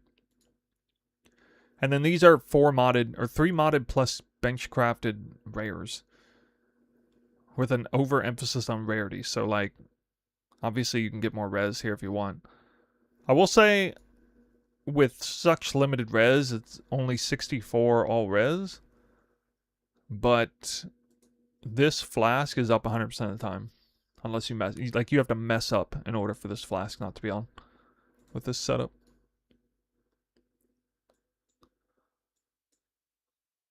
Why are you using Wind Ripper? It's a Magic Vine build, and Element of the Spectrum comes with a ton of flat, and when I tested it, it performed well enough. That's what we're going to see right now.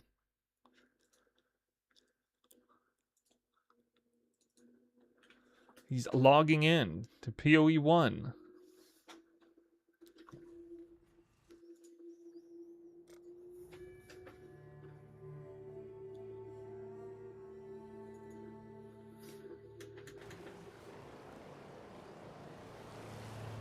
I just tried to dodge roll.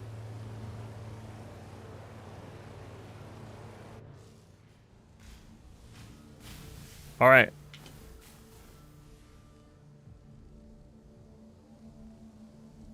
So I have basically the build.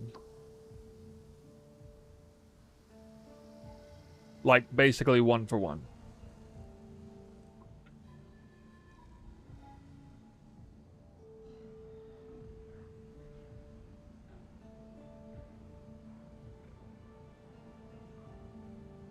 Was it double res on the other side of that? Oh, okay. The reses are switched between the helmet and boots. Same stats. This is actually a legacy Wind Ripper, but it doesn't matter. It's same damage stats.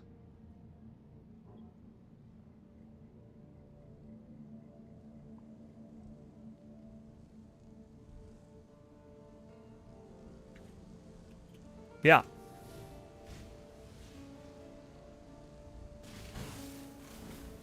So first initial test, you can see just the way the build looks in any sort of combat setting.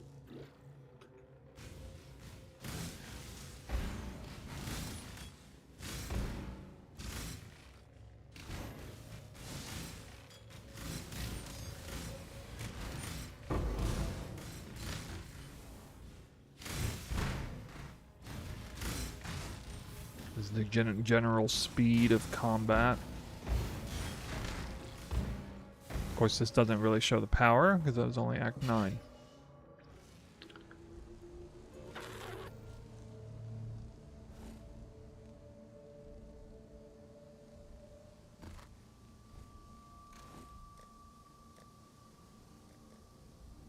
Let's get a map.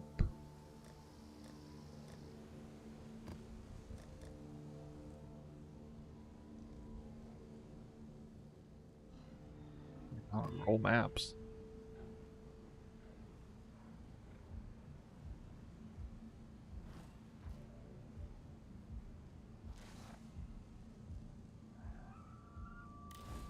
First by temp chains even.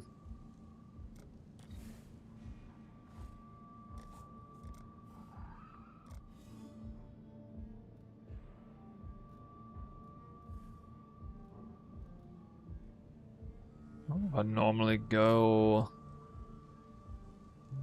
or this?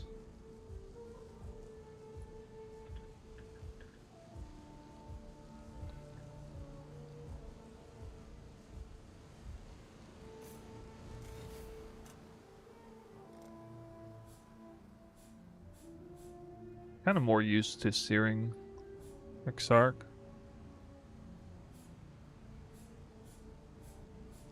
I remember last league, searing Exarch currencies like became worth nothing.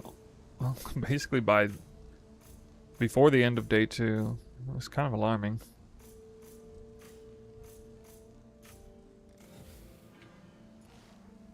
But we'll run it that way.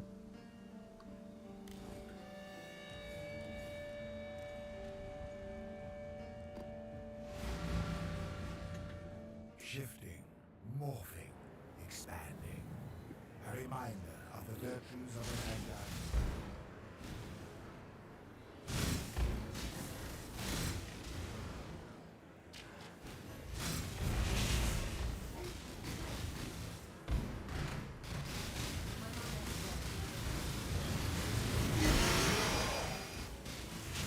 So normally I'd be like monitoring my life right now because I've turned my tinctures off or otherwise I'm about to die, but I don't need to do that anymore.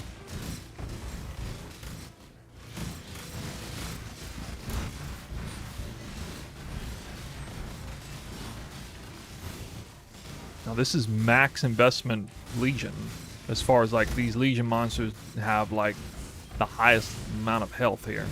So these aren't, you know, these are the tanky versions.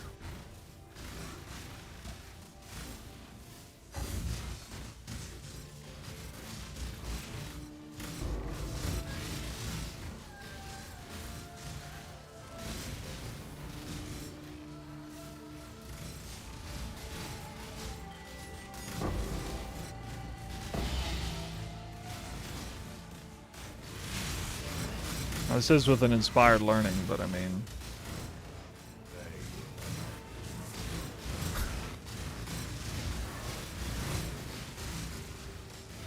you can obviously see its overall performance here.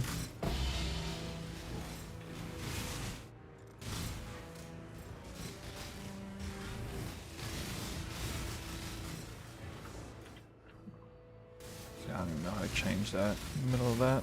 Oh well.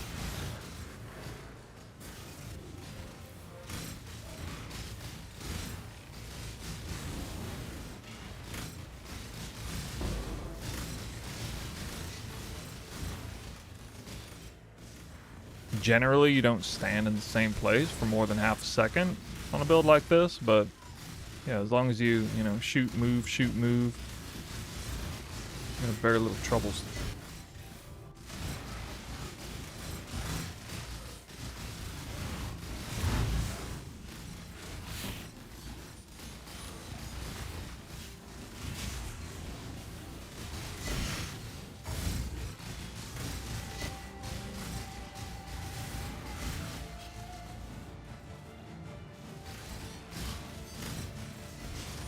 So this is 239% rarity, up at all times, basically.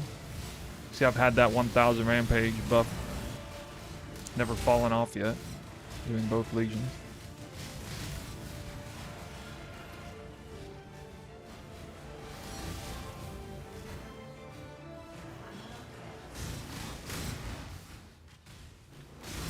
This is also Beyond, in case you missed that. Beyond was present in this map, usually pretty dangerous for a build like this. Beyond is really dangerous for Deadeyes generally, but with Freeze, no problem. Those with Temp Chains too. Blech. No reduced effect of Temp Chains. I want to do another one without Inspired Learning.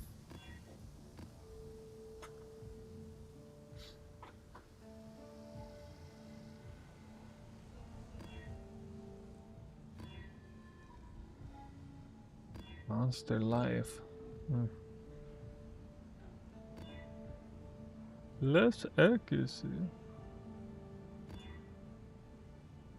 Kinda don't want players to have less area of effect on this one. can be kind of bad. Can't do elemental ailment avoidance. Don't want to do reduce extra crit if possible. Granted, you know, once you're strong enough, it doesn't really matter anymore, but if I'm going to pull off Inspired Learning.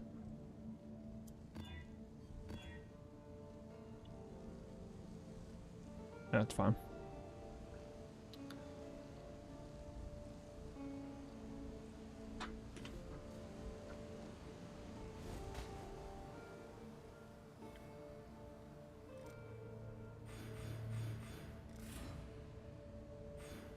Probably just throw them here.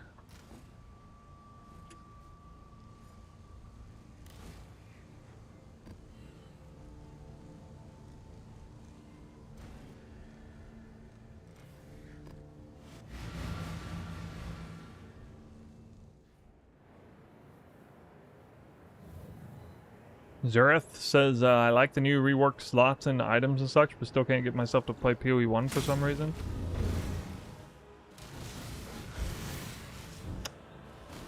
The daunting game. What can we say?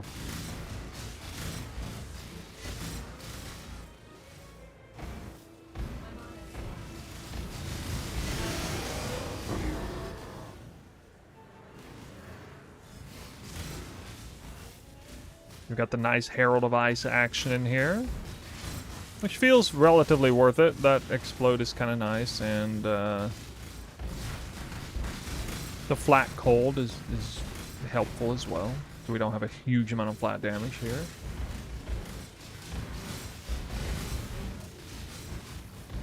Because Herald of Ice is on, you can actually see if I'm like freezing, you know, damn near every single enemy in the game here without Oath of Winter even.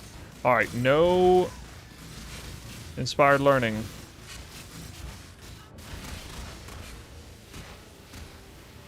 Well, a little harder with no Inspired Learning. I was expecting damage to be a bigger issue than survivability there. You know, being in the stasis phase and all. Why am I dying in the stasis phase? That's stupid. Alright, well. Whatever.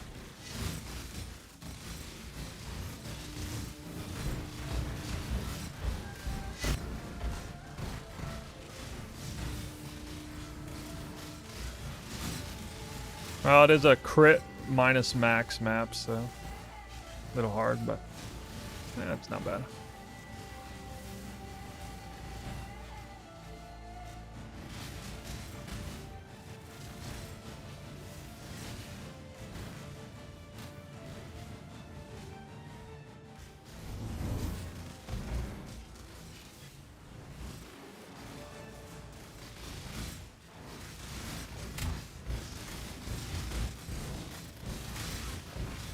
Blame lag. The lag's getting me killed. I guess there's one time I shouldn't die, it's during the stasis phase. Damn.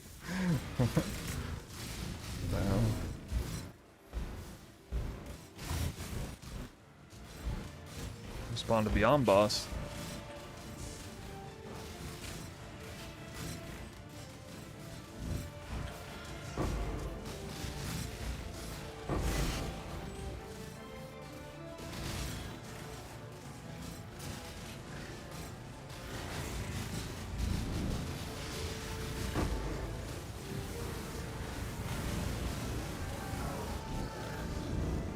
That's how fast you take a Beyond Boss down with no Headhunter buffs.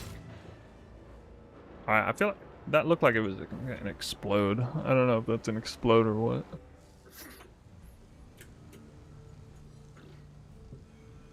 So yeah, I mean, it is gonna die every now and then. Without any buffs in particular, but this would be like, I'm basically showing you the absolute maximum glassy version of it. Right here. I think for the power, I think it's actually a pretty insane amount of power for the budget.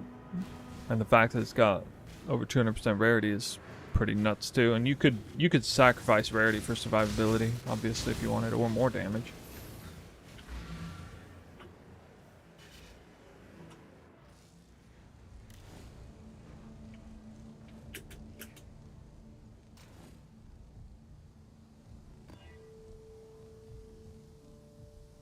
Let's see. If I was doing this, I wouldn't run damage mods.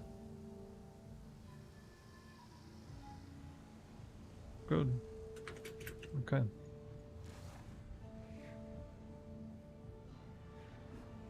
I've not done this boss in forever.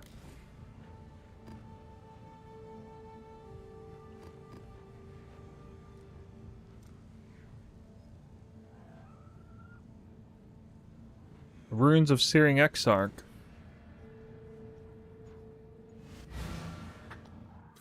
Some people like to suggest this mod like an automatic brick for a build like this. Oh, with the worst mob type in the game too. Nice.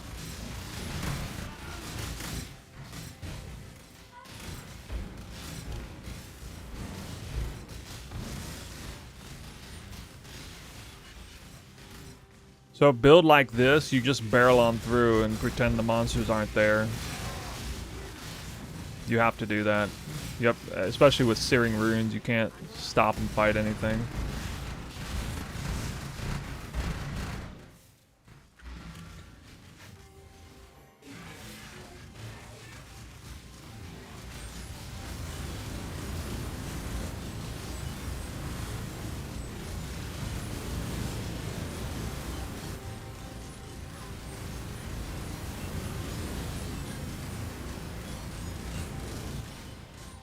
Ooh. That hit to the face. The boss is definitely frozen. If he's moving this slowly, he is 100% frozen.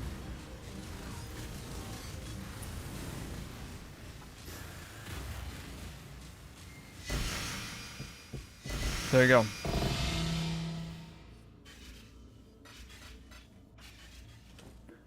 So that was a Wind Ripper, no Headhunter buff, Wind Ripper. I mean, just that like that gear is basically LOL. So we're able to do anomalous maps, no problem. Or that boss. You do need to, especially if you're running that boss on this scuffed of gear, you need to at least make sure the modifiers are favorable. But other than that, it's fine.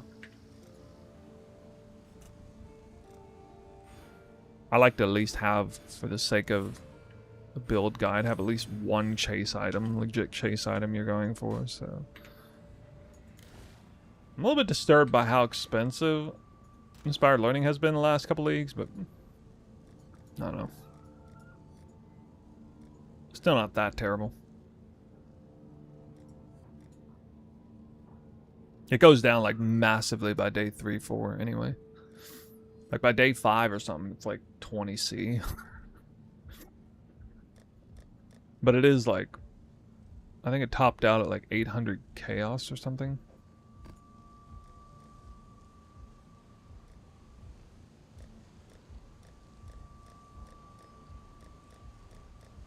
Wait, what?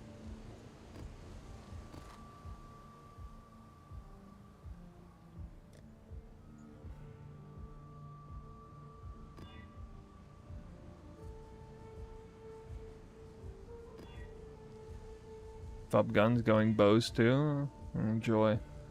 I haven't looked at even a second of content from him on this, so I have no idea what he's doing. It's my first time hearing that.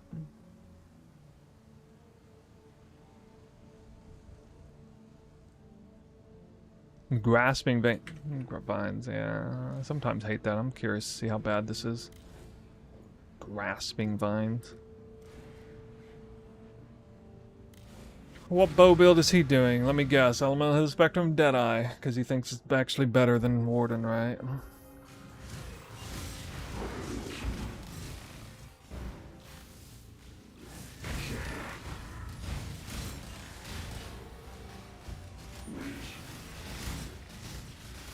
And he'll do Deadeye without freeze tech too. That's the funniest thing to me. Elemental of the Spectrum Deadeye with no freeze. Wow. Feels bad, man. Lightning Arrow? Okay, well, that's even worse than Elemental of the Spectrum. As a starter. I would argue.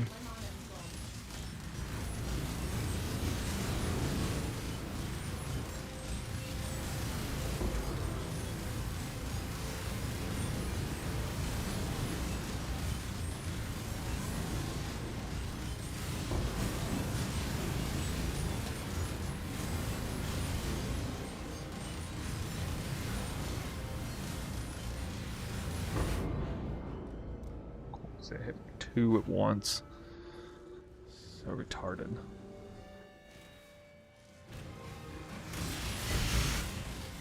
I thought he was gonna start turning around then, so I let myself get too close there.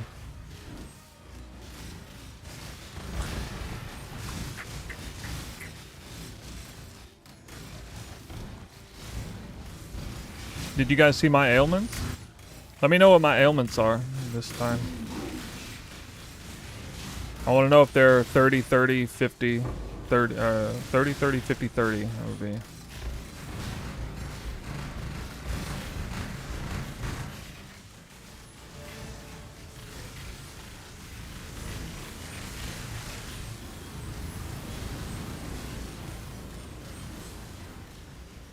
I missed the lightning. I saw it was 30. I saw it was 30 Scorch.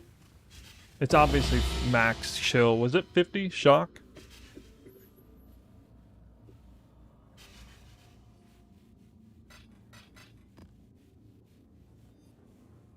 I need to do another test to see the actual shock number.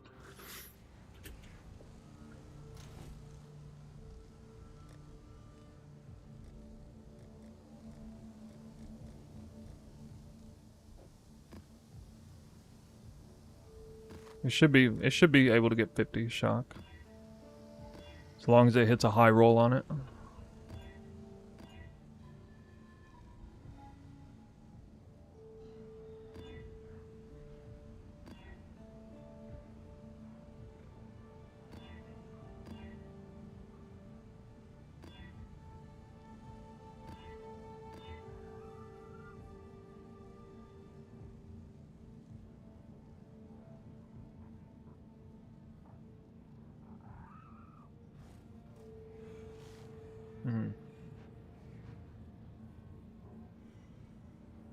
Pretty rippy map with that much gain is extra, but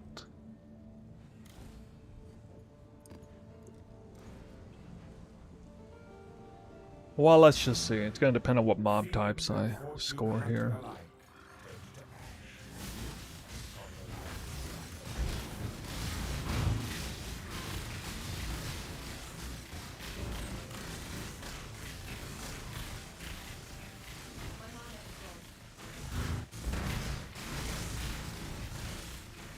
Oh, do I have lower flash charges gain too? Ooh.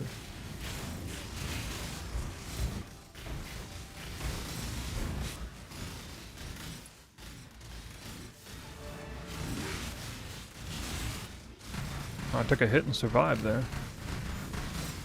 Oh, I got the ground thing. Oh, this mob type's bad. Actually surviving with 300% gain is extra. Against me, still surviving. Wow. I'm a little surprised. A single late, if I get tapped by this guy, I'm gonna die. 47% shock, 50% shock, there it is. Alright. If you ever see anybody claim that this build isn't max shocking or ailments, then you know the truth of it now.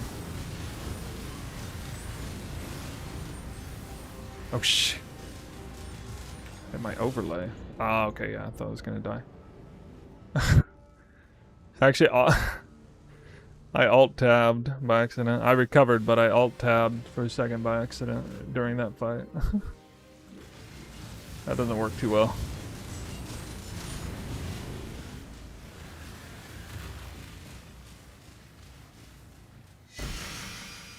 Okay. Whew. Yeah, a single laser killed me with 300% gain is extra. And this much, this glassy. That's fun though. I miss it. I miss doing these maps. I think I'll probably... the thing is, it's kind of weird though. If I run Magic Find, it doesn't make much sense to farm that boss with Magic Find. I should just be like... I'm probably just gonna focus on dunes this time.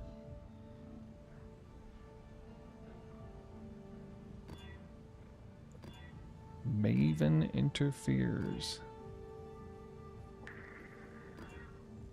What nightmare bosses? Only this one. You would only do this one. With this gear set, you're not doing the other ones.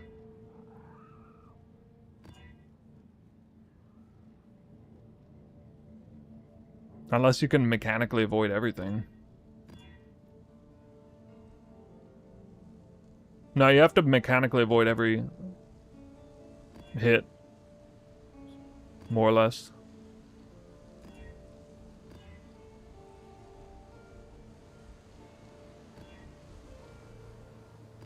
Fast monsters.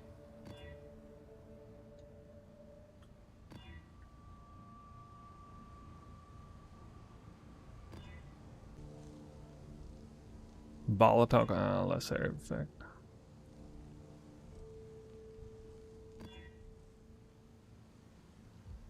What's a physical damage reduction? It's not gonna matter.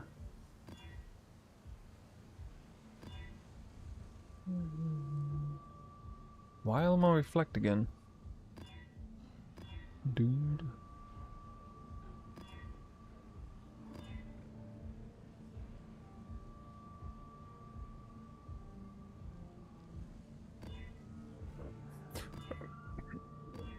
Yeah, you don't actually run the other bosses until you have Headhunter. Then you can.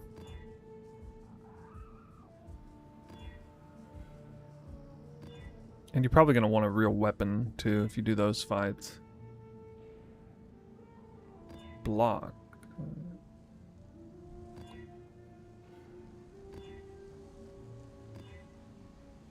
Getting really ugly mods. Unfortunately, monsters have elemental res is also kind of bad.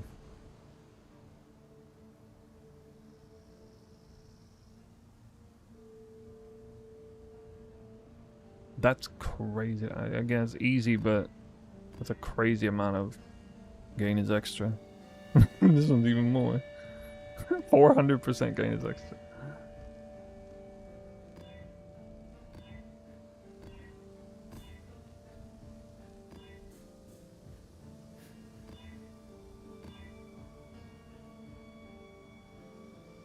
I remember these being easier to roll. Wait, do I have... I'm running elemental...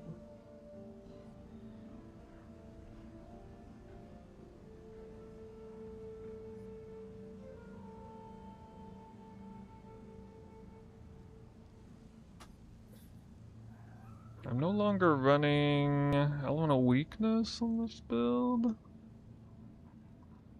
That's weird. Last I remember I was running elemental weakness. Why did I remove that? Oh, I remember. Magic Find version with...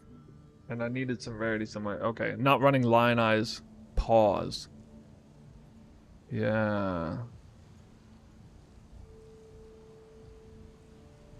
Huh.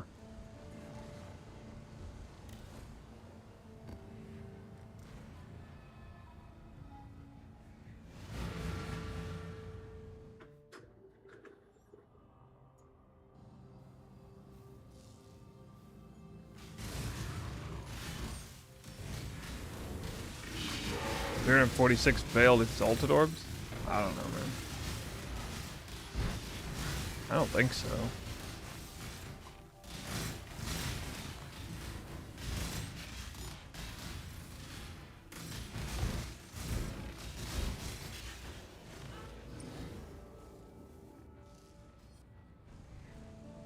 How did... Wasn't that an after death effect that did that? How did that hit me so fast?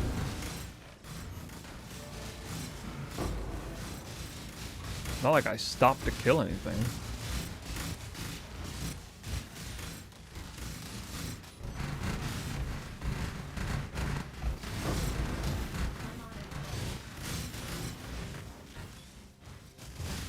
Took damage, still survived.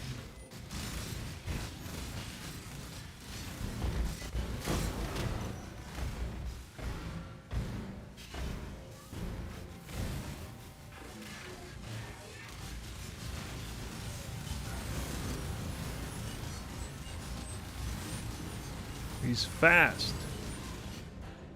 Wow, that's really fast. Yeah, I don't think he was frozen there.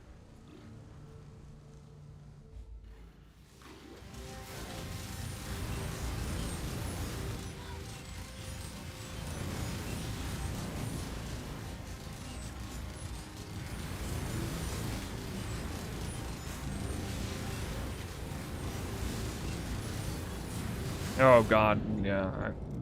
I don't normally run this mod at this stage.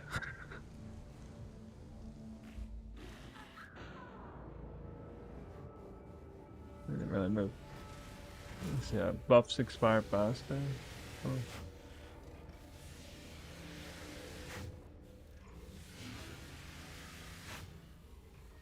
It almost feels like he's taking less damage. I don't think I can kill this one. They don't normally run making the boss faster. It's just too hard. It's too fast. If you want to take advantage of the freeze, slow him down, because you basically lose all advantage of the freeze if you run it fast. So not on this budget. You have to be really picky with the mods.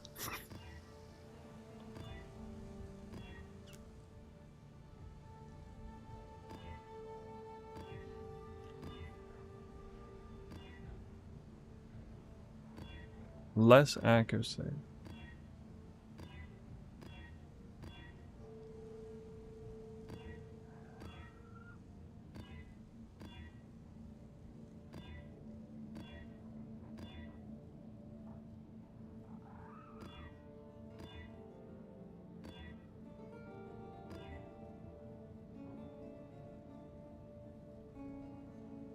I don't think buffs expire faster on players. That's probably a little bit bad too.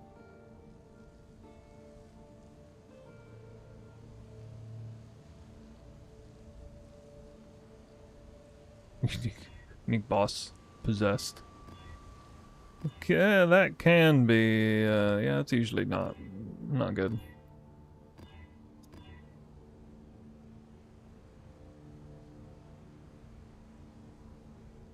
If this reflected in here, I can run that.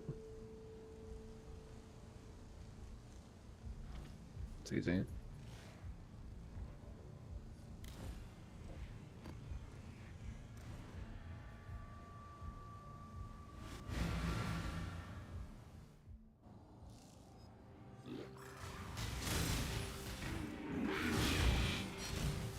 How do I keep spawning the wildwood? Oh god, porcupines! Oh, this mob type, ooh. Gross.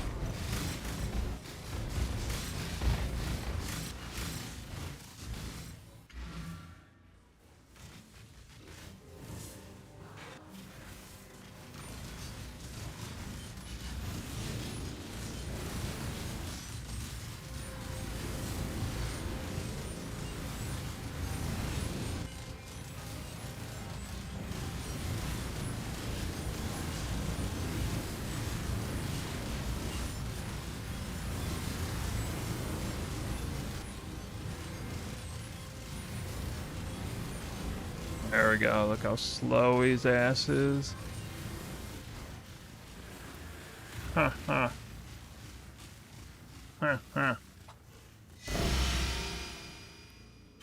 Damage should be higher with Quiver buff and Hydrosphere buff. Those two buffs, I don't think are going to do a lot. Not with the current setup. Not with like Ahuana's Bite. Maybe Ahuana's a little bit. I mean, we do have immediate access to that. You're talking about this one will get replaced. So yeah, it'll probably be worth one passive point. But the extra crit from Hydrosphere, I mean, that's all it was, right? Hydrosphere crit chance, none of that matters. It's just the Hydrosphere is just there for the exposure and the bouncing projectiles.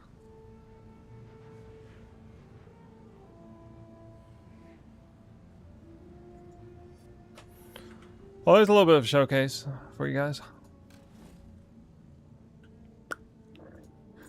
Obviously, it's like more, especially with all the rarity and stuff, it's clearly designed for Legion farming or some sort of tier 16 immediate rarity farming. Legion by default. Maybe the new Abyss, I don't know. And you'd be better off, like, scrapping the rarity and trying to get a little bit more power for bossing. It's not like the Death Rush is very useful for bossing or all the rarity.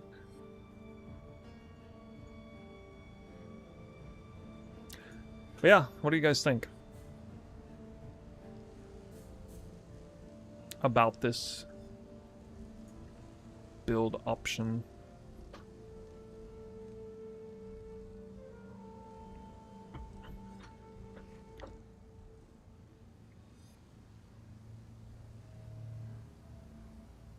The thing is, I don't really know if like rarity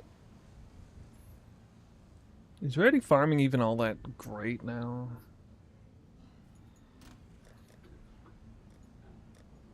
Especially this style. Like, this style was so much more prevalent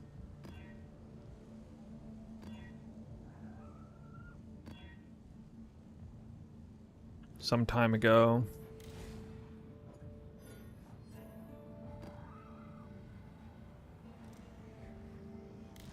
Cost for the setup? I mean, it's like all in inspired learning, basically. None of the, like, the six link here is higher. Probably the only thing that's expensive here. Maybe a 6-link Wind Ripper, since it's a little bit uncommon. Not Taming will have its normal price point. The rares are quite easy to craft, but they do have Eldritch implicits. The tinctures are pretty easy.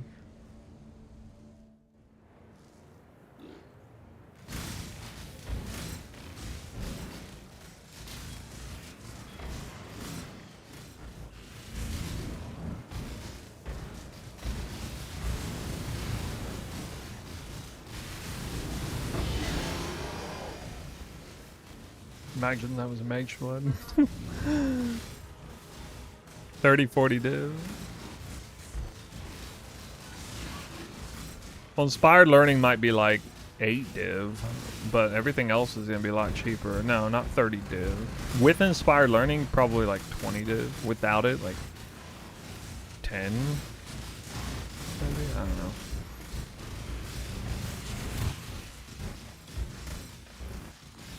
I assume the taming is gonna be like no more than 2. I don't think I've ever seen it be like more than 2 unless you were trying to get like a really well-rolled one. Or you're trying to buy it on like the first half of day 1 or something.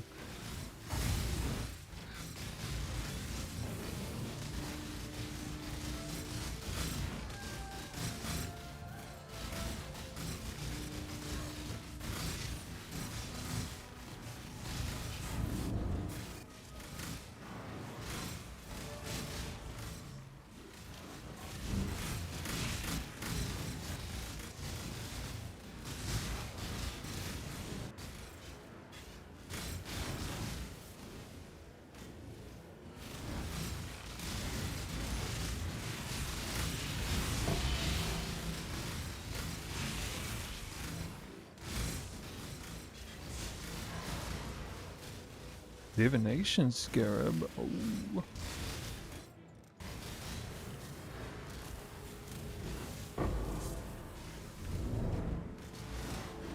There we go. Real loot, guys. See the loot.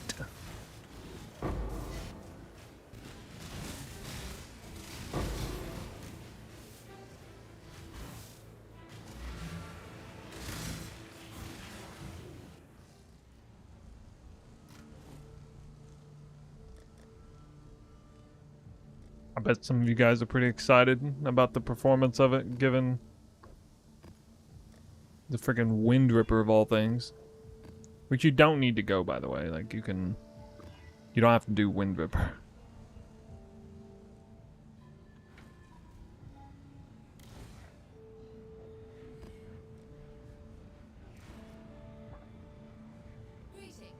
Ironically, Quill Rain is like the same amount of damage, but it will be moderately less because the ailment threshold won't be as high.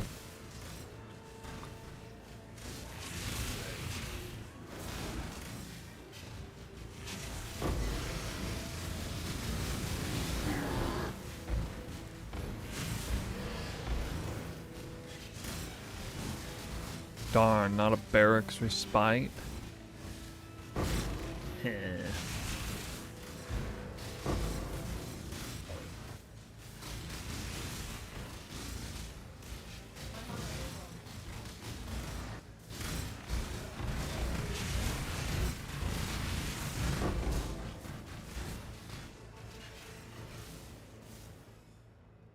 How am I not spawning the Beyond boss ever? So weird. It'd be spawning in like the very beginning of the map.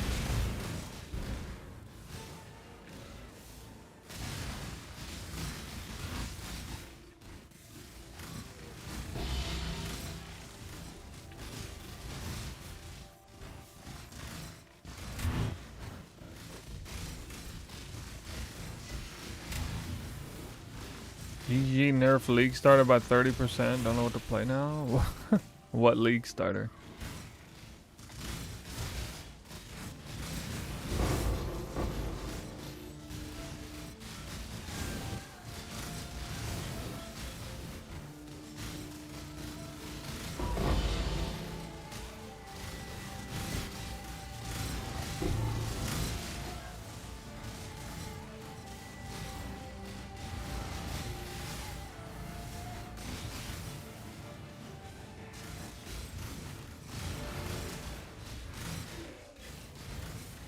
Was that like a thing last league, or?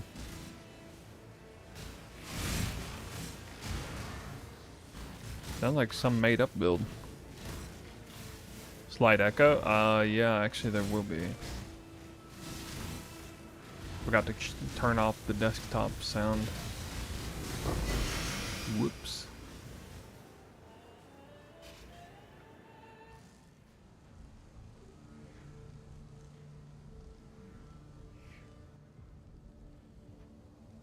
My bad.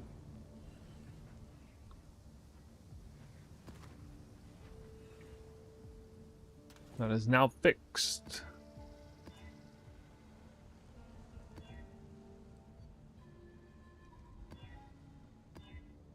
Damage charge when hit.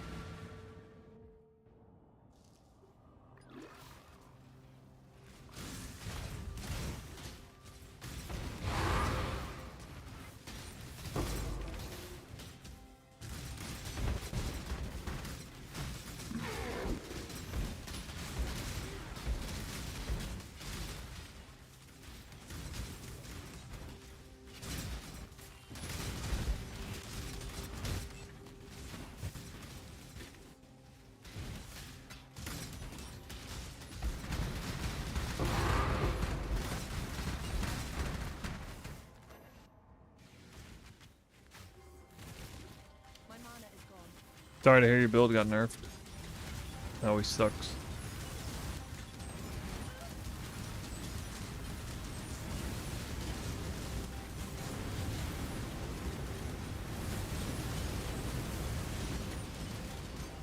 Ah! Really? At least like randomly down there. He was not frozen. Moving way too fast. Oh, right. Should just let that phase go through.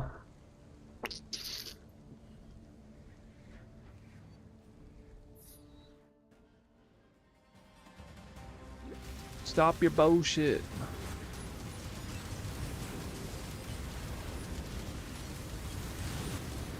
Now you're frozen. Sure.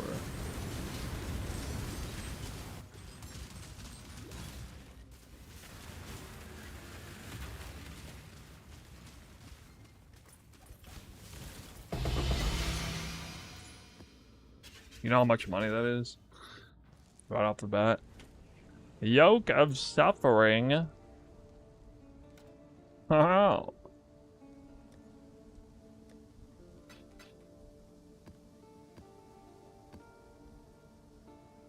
Damn. It's definitely worth several divines. I think it's just like 4 or 5 div. Or, well, okay, it was like, I think it was like 4 to 8 divines, depending on the roll range.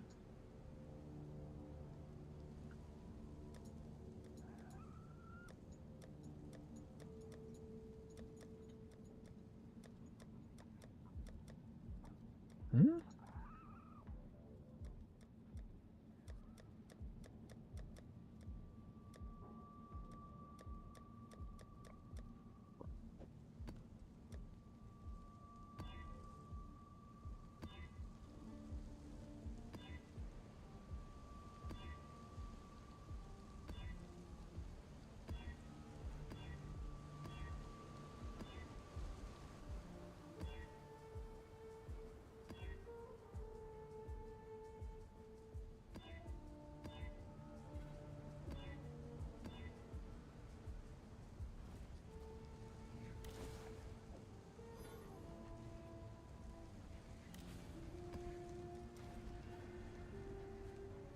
Yeah, I'm not sure what I'll end up doing if I stay with Legion.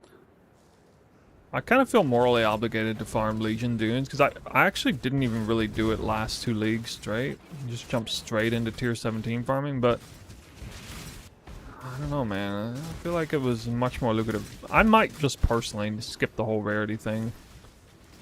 Just farm Fortress boss anyway. I kind of genuinely enjoy it more than Legion Dunes.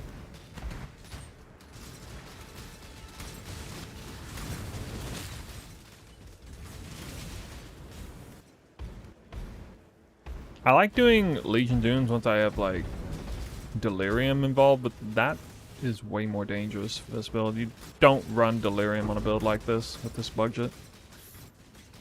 Too much bullshit can just like randomly tap you.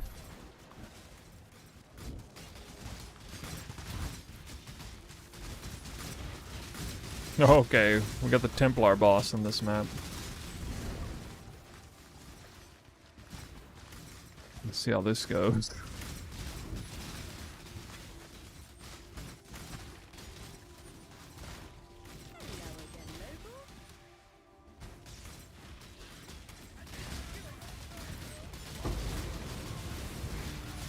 Got wrecked. He got wrecked.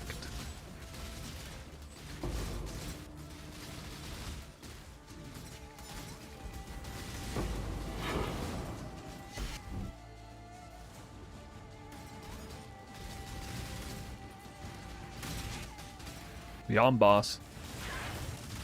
This is something like... Oh yeah, right. Wait, he used that ability really fast. I remember in particular trying to do like this sort of strat on Deadeye, equivalent geared Deadeye. And it was like, if you're first of all, doing Beyond is like a death wish. Second of all, if you're gonna do it, you have to turn the boss off. Probably because... I mean, once you have Headhunter, you can have them on, but... Prior to that, you probably have the boss. What the hell? Alt tabbed again. Stop it. Stop it. Alright. Dead now.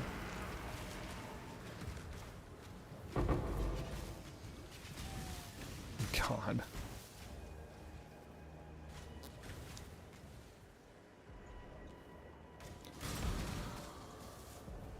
That was one of like the most...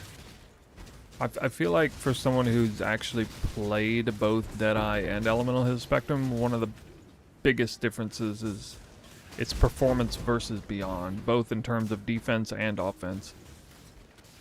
Because warding just obliterates Beyond bosses, and also basically doesn't take any damage from Beyond ever. Or pretty much ever. Unless you're like goofing around.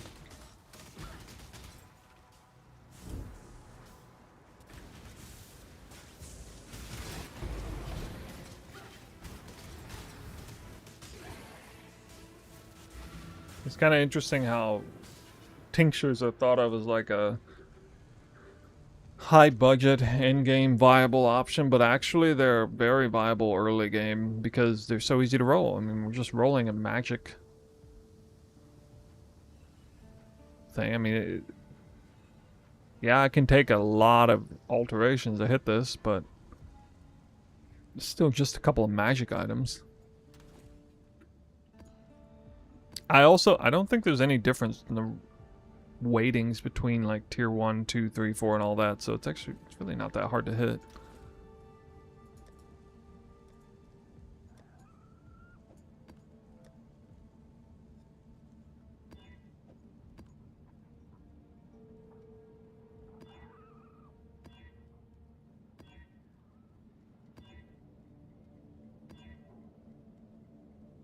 Can't be leached from is a bad mod.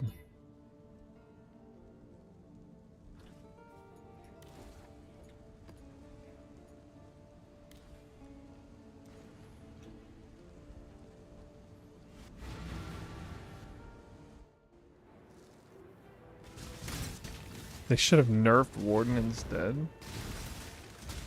They're not gonna nerf the Ascendancies as lower play rate. Why would they do that?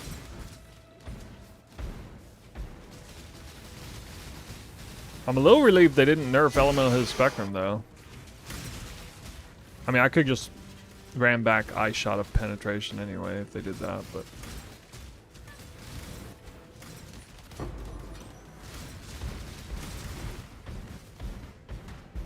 Especially like on day 1, Elemental Hidden Spectrum is just so good.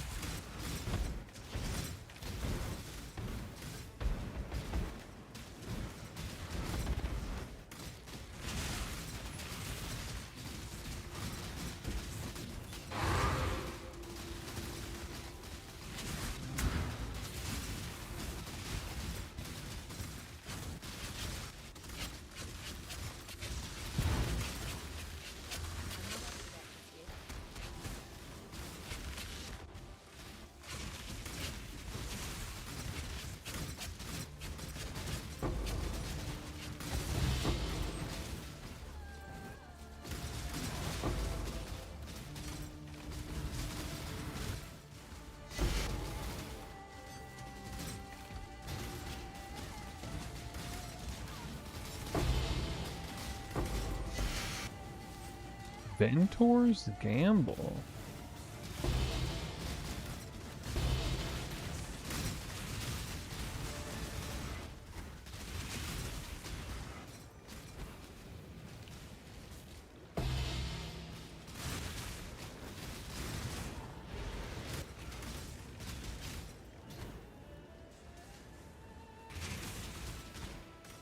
I think an equivalent lightning arrow build of this is slightly better clear, but 4 times more expensive.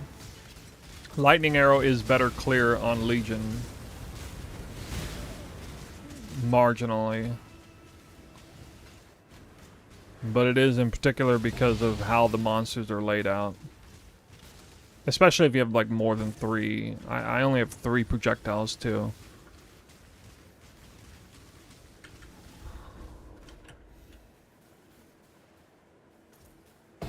But I'm curious what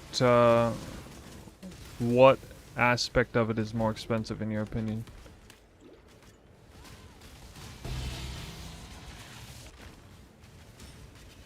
Are you just like going off Bub Gun's version or something?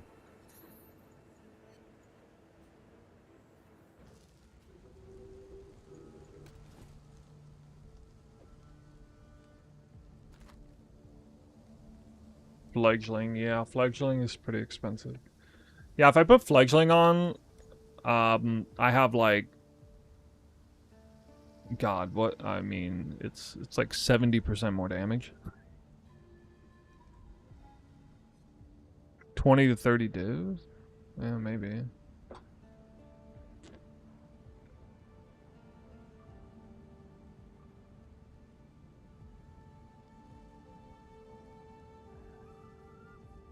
To me, that's the funniest thing. Is I'm familiar with Wind Ripper. This bow is utterly dead as far as like perceived viability now.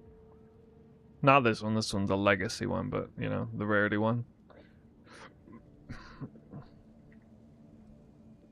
But it has some generically good stats, especially where it has done a flat. The fact that it has the attack speed roll and the crit chance roll is good, and that's a really high crit chance roll. Granted, it's not a spine bow, so it's not that insane. But basically, it's like one tier 2 flat roll, and that's the only prefix.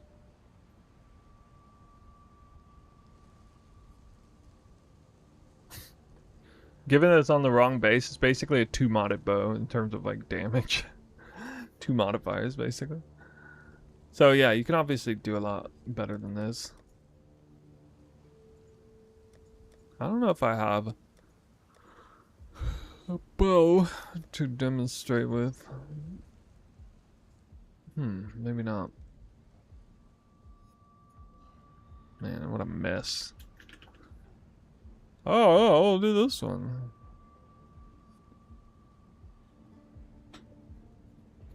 That's a really good one.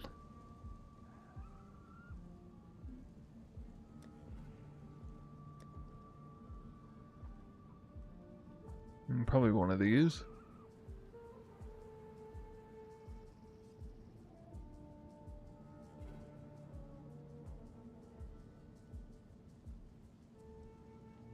Oh yeah, I could enchant this.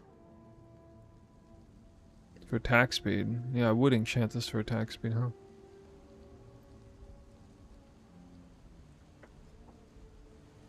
Okay, this is the kind of generic decent bow.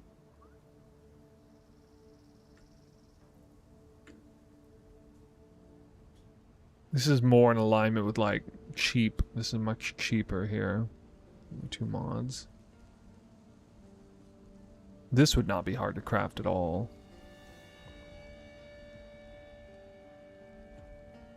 Or this.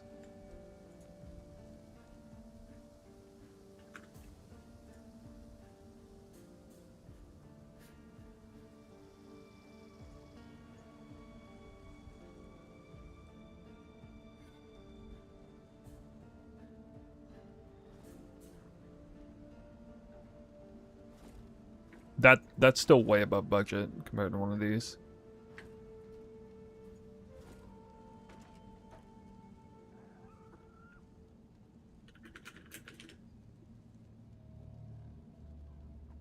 This does add a lot of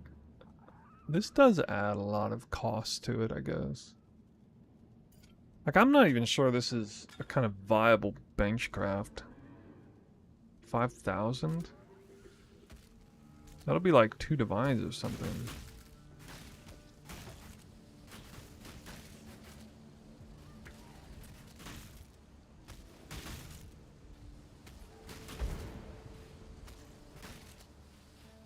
There's somebody in my hideout. I'm getting kills for this? What?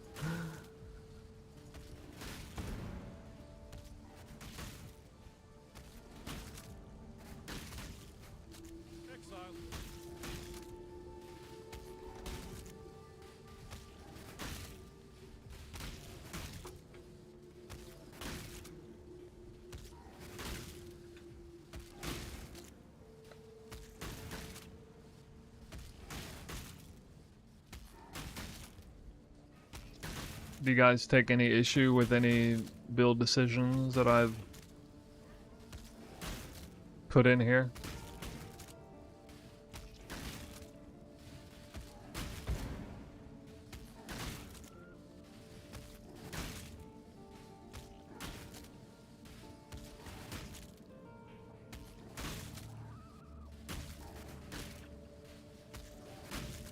Usually by now somebody's asking me some question like, why are you doing this instead of this? Why are you running elemental hit of the spectrum instead of lightning arrow? You know, like that question.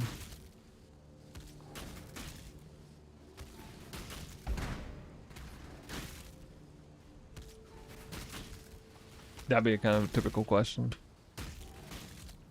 How does Rage Tincture compare to other tinctures? That's a good question. I actually don't have Rage in the build because of this. Yeah, because it's either run Rage Gloves and go Oath of Winter, but you can't do Oath of Winter if you're doing all the other stuff, and you'd have to drop Oath of Summer, but Oath of Summer ends up being worth more.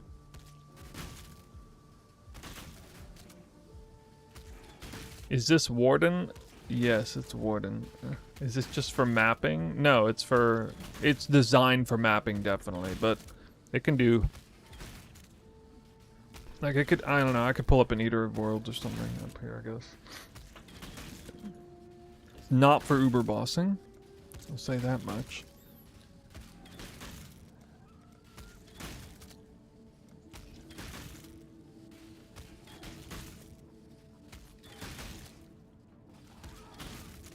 But you can run Fortress boss for sure. Not much I've shown a fair bit here.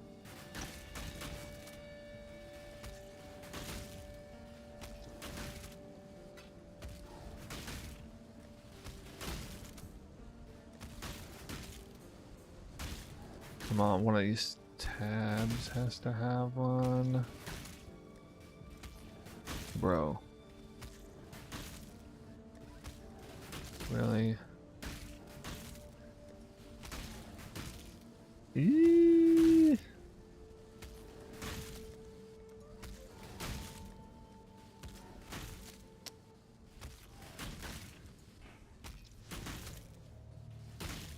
I gotta buy those?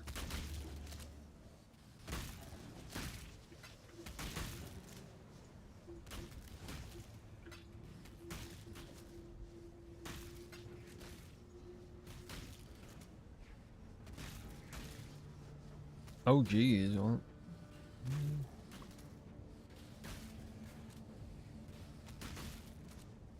Well, there's that one. Where's the other one? Oh, here we go. Why not Prism Weave? It's busted on League Star. Prism Weave's alright, but it's always very expensive. And yeah, I mean, you might do it beforehand. Not at this point, because this is with like Magic Find gear in play.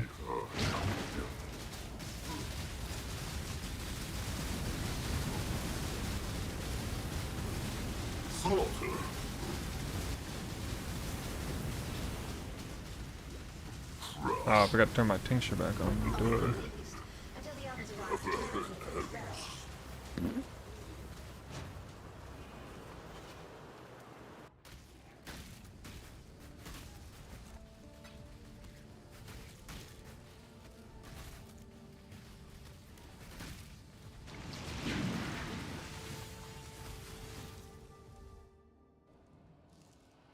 Your absurd defiance ends here, hatchling.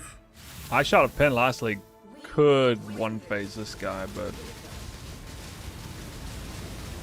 it required luck.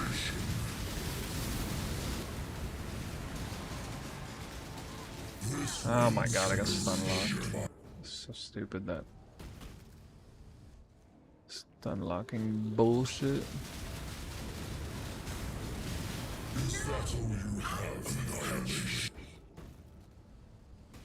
I wasn't sure if that's what he's doing or not. Oh, what? Oh my god. Alright, now I know why I'm dying. Oh my god, my left click is attack rather than... Oh my fucking god, it's so bad. That, yeah, okay. I said I got stun locked, but I didn't get stun locked. I was stun locked by my own left click. I don't know why it did that. Oh, it's because I unequipped, yeah, it's because I took the bow and put it in the other thing. That's why I did that. Holy crap. Never have default attack on there. Never ever.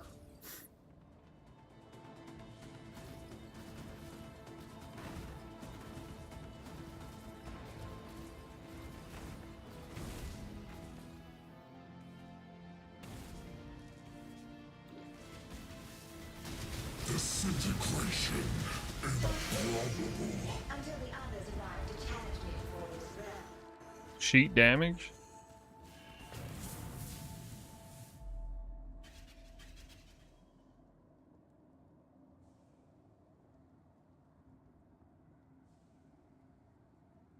Why do I not know what this skill is? There it is.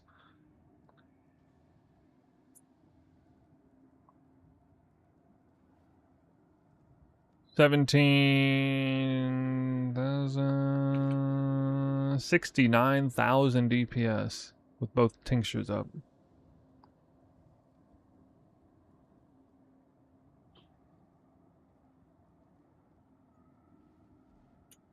It's like a 4x damage multiplier putting tinctures on.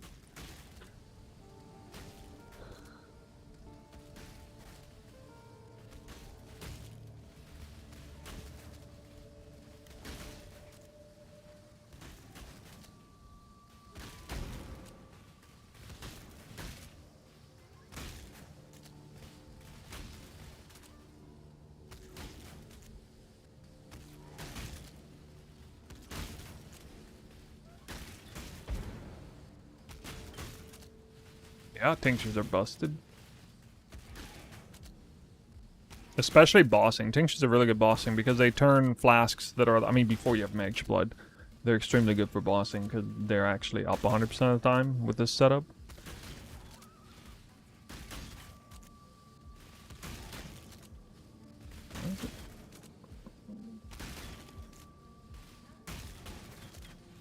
So trade, huh?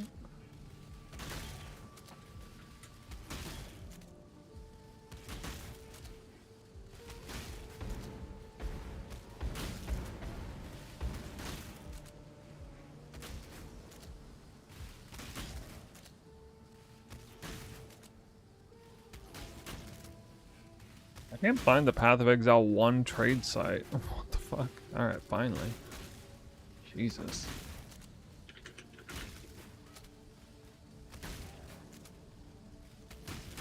What I wanted to buy was Screaming Invitation.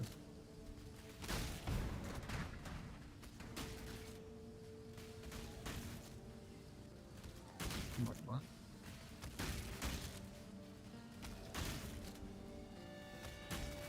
Why is this person in my hideout?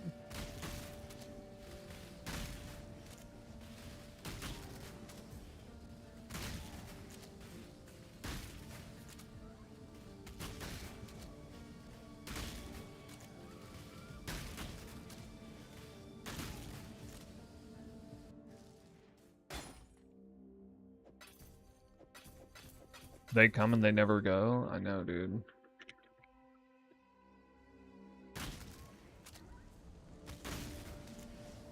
Character select? Okay.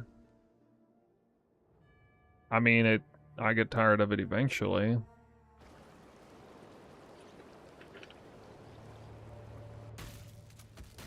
They're still here, though.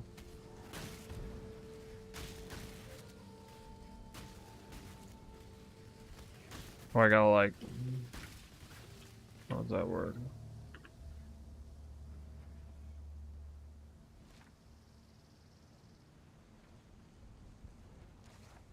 I finally got the memo. Probably somebody in the chat.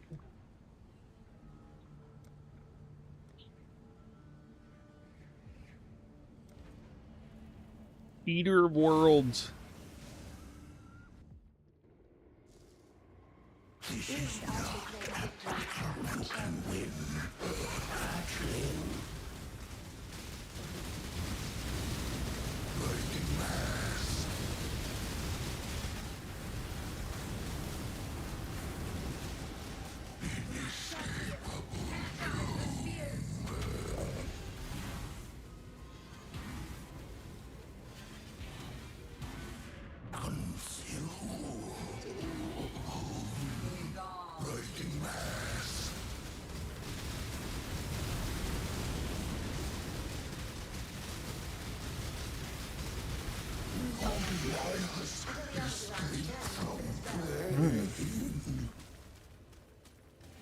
Pretty easy.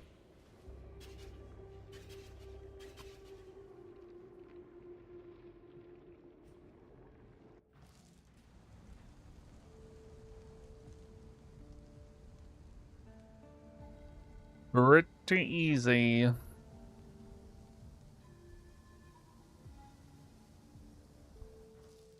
Oh. This is the luxury of running Warden with Tinctures. You'll actually have enough damage to do bosses.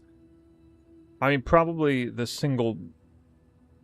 I mean, all... You nitpick around the edges all you want. The single biggest advantage to running Warden over Deadeye is it's actually a hybrid build that can do bossing content without wanting to scrape your eyes out, you know, constantly like trying to move every split second. You're terribly low DPS time because you're constantly trying to avoid mechanics, and whereas this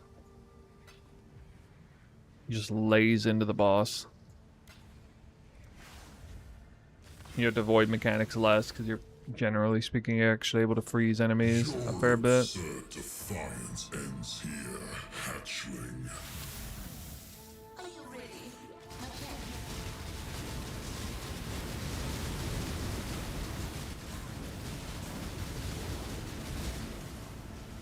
Incineration.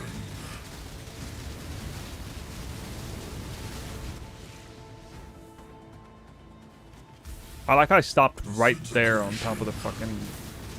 Like, you gotta be kidding me, dude. Oh, I could have one-phased them. The one tiny little ground degen area.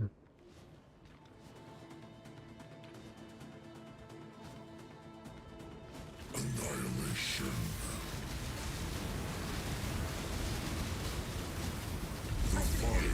Come on. Really? Yeah, I'm not doing this. That may be, but I am not alone. Wait. Am I God Gamer? Am I God Gamer? The very last. It was like second to last one. There's still the degens everywhere too. What the fuck? I tried.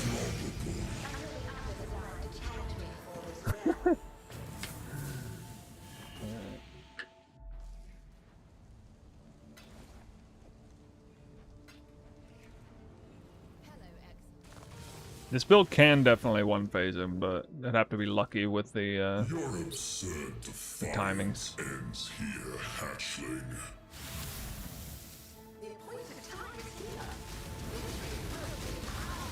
Disintegration. What? Oh, that.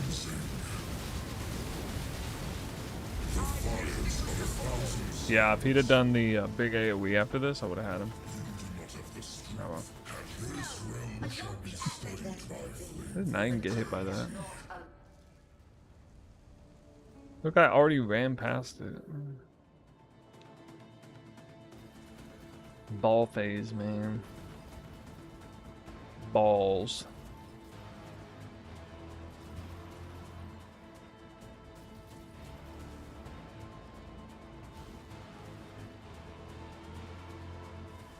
The fires of 1,000 suns. Bruh. Is that all you have, hatchling?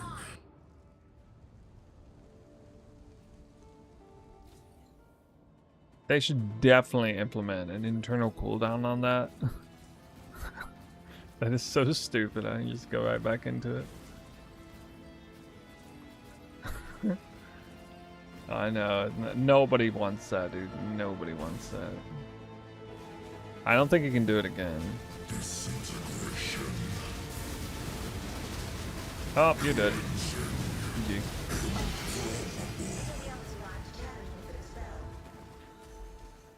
Thanks for that amazing loot, man. Amazing loot.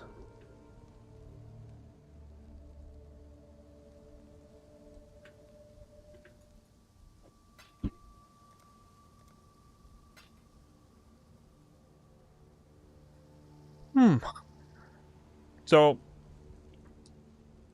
I'll probably look at this again tomorrow. You guys think I should build a Mobalytics link for this build? Probably should, right? For financial purposes. The path of building for this is like ironclad already. Unless there's things I have to update. This is a build that I've updated and re-updated like for 6 leagues straight or something.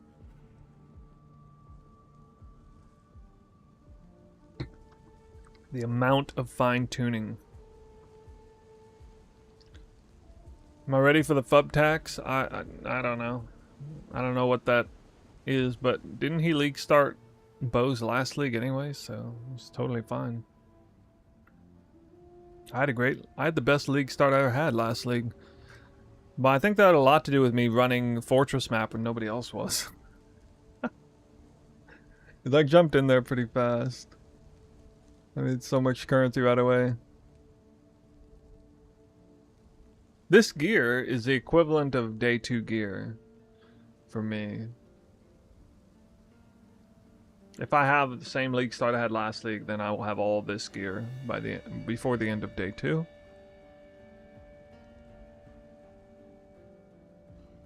And this is actually cheaper than my other build was, because the other one had to have like conversion gloves and stuff, and a regular bow.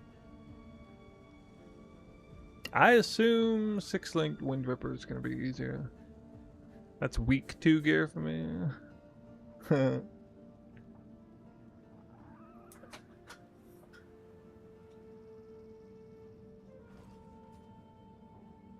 It's fun to revisit the bow build. This is, I mean, I can stomach playing this build like every league because I'm playing Twister mostly in the other game.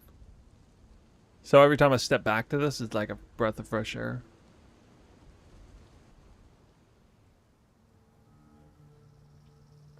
Magic find, though. What do you guys think about calling for an inspired learning on League Starter?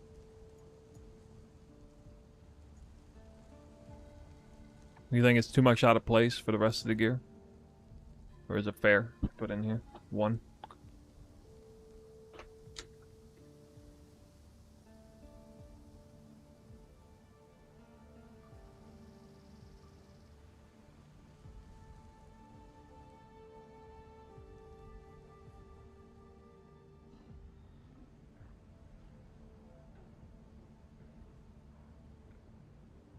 I don't want to put monsters can't block attacks here if you have like an extra passive.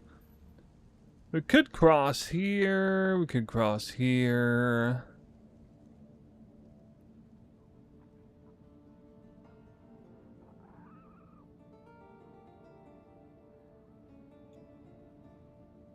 Unfortunately, like I kind of need all of these here.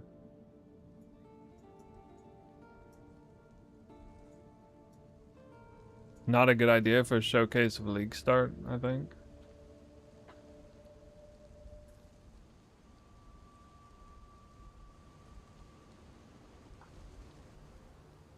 Okay, well, I mean, I don't have to.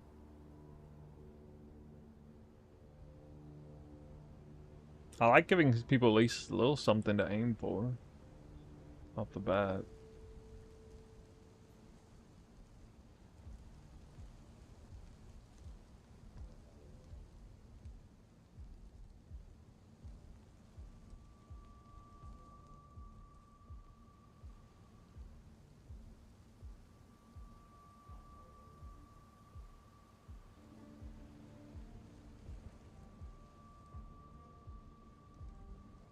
It seems like people have like morphed their opinion over time. It used to be no big deal to put like inspired learning in your League Star showcase.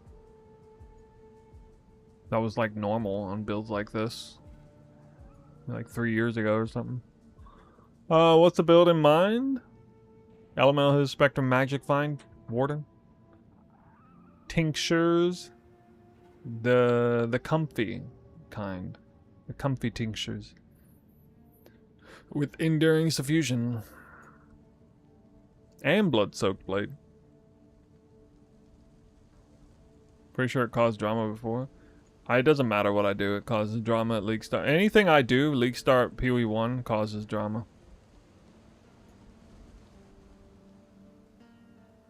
Yeah, I remember last League's League Star, people were so up in arms about my little Deadeye versus Warden test. I got bent out of shape for that. The blaming on inspired learning was like a red herring, but that's what people decided to try and stick the mud on. It was pretty dumb.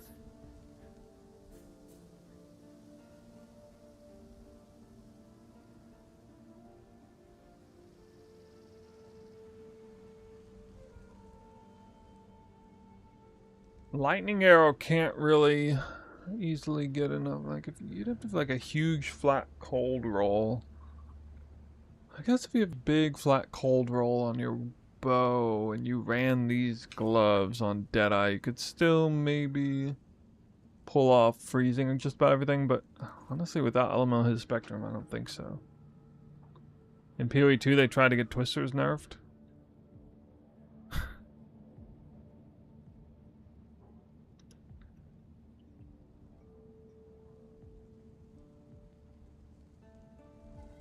I mean, what are they going to do? They're going to get a skill nerf that nobody was playing? A visionary skill? It might get nerfed for 1.0 just on account of how popular it was last league, this past league, but that's it. It'll be due to popularity. It had to be popular at least once before they're going to nerf something like that. Oh yeah, this is like the most comfy, right? Because you're doing Enduring Suffusion, you're running Blood-Soaked Blade, so you never run out of mana prematurely. But it always deactivate, 12 or more. I feel like your builds are for intermediate players. They expect every guide to be baby mode. And people to cater to those people like this. I mean, if you just mean like a build that is more well-rounded and tankier, but slower. Yeah. That's why those people never even run a build archetype like this. Everyone who needs their builds to be tankier won't touch legit like elemental bow builds with a 10-foot pole because they've written the whole archetype off as too glassy. Where's the defensive buff? I don't know, maybe if I try to go bark skin or something. I do kind of wonder how good bark skin is now. It was buffed kind of significantly 2 leagues in a row. I'm guessing it's still a meme because nobody talks about it.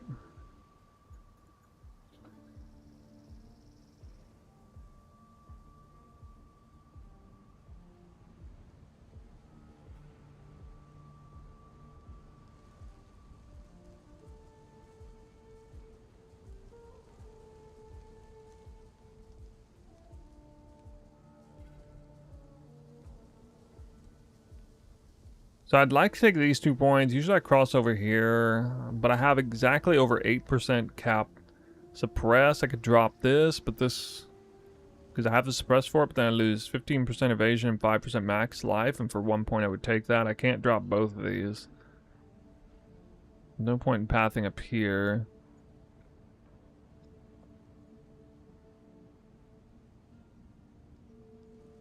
At 1 point, across here, across here.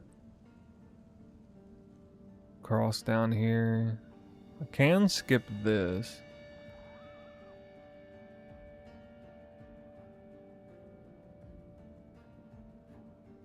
You don't take point blank with this build. don't have to take these, but without these, we're not hit capped, like 98%. You take these 4 points, these are like the most damage, but becomes over crit capped with Inspired Learning.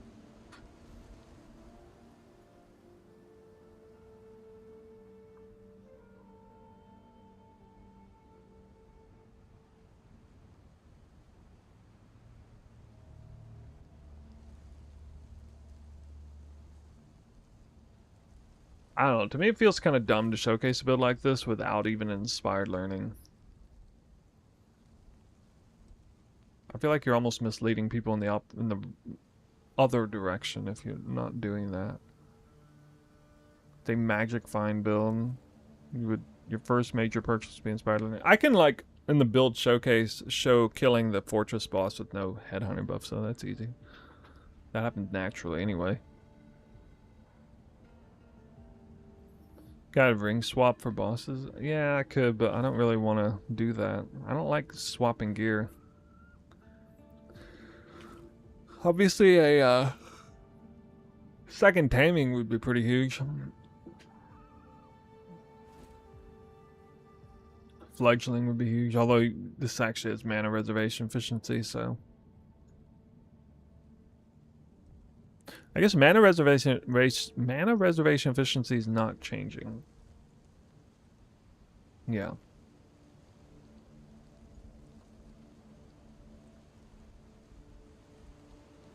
Thought about dropping the blind wheel, but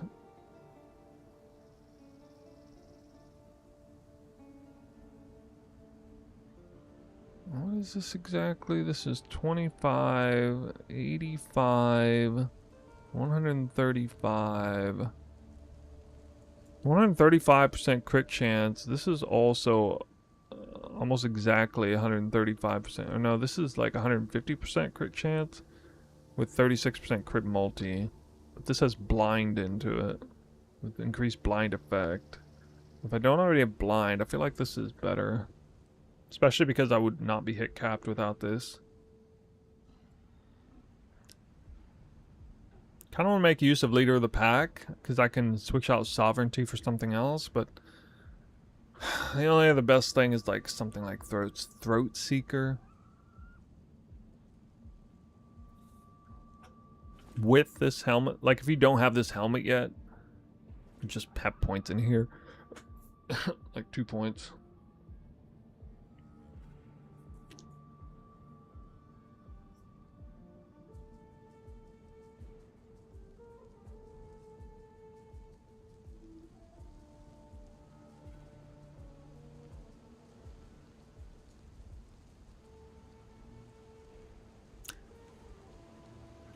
People used to complain about Here He's Ire League starter, but now they don't. Not so much. Actually, that is an item I need to know if Fubgun's planning to use. Is he planning to run Here He's Ire? Sep7 says, saw your Twister build, Spirit build on YouTube. New to this game, been playing since the new league launch. Okay, welcome. Is it better for me to save for gear, weapon, or series communion? Oh, well, yeah, gear or weapon, yeah. At series communion, low life stuff is like the end. If bow, then he's using Here He's Ire. Now that will actually drive the prices up. It's a little bit rare if I have to compete with that. But I really want to use that body armor in the build.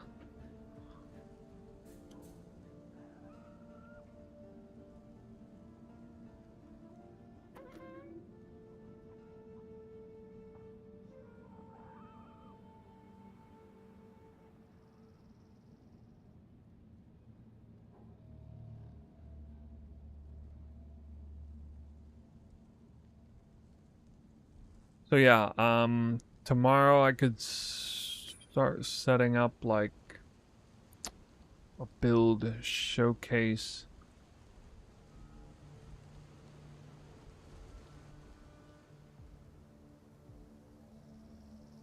I hadn't done one of those videos in a while. Not one where I'm on camera, but talking scripted. Like a 5 to 7 minute video. I could show Legion Dunes and Fortress boss kill like what we saw here, as well as a snippet of killing, I don't know, one of the pinnacle bosses.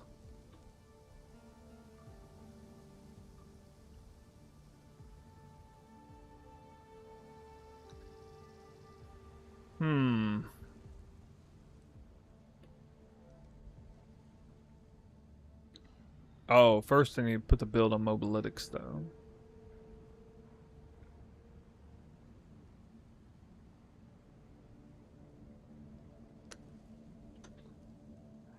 Yeah. I need to build a Mobalytics guide, then do all that. If I make any tech videos in advance, it would probably feature these gloves, which double as a way to make Deadeyes or Wardens with no Oath of Winter, be able to freeze everything. And especially good for Elemental Spectrum, because you'll also get like max shock out of it, and max scorch out of it if you're running Warden. So really, max chill.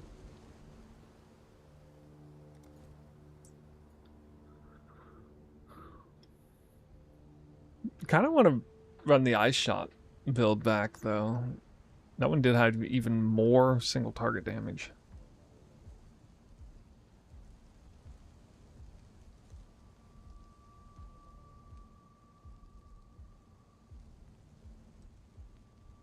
This is definitely the most underrated item in the whole build. People just got no idea how good this is. But you also, if you're using these gloves, actually kind of need to be running Elemental Spectrum, because you need that to offset the downside here. Critical hits do not inherently inflict non-damaging elements. So you actually have to have basic chance to inflict elemental ailments, which Elemental Spectrum comes with 49% automatically. And then you get a little bit more elsewhere. In a couple places. Oh yeah, the big one's here. This flask. Yeah, I think I had like 96% chance counting the flask.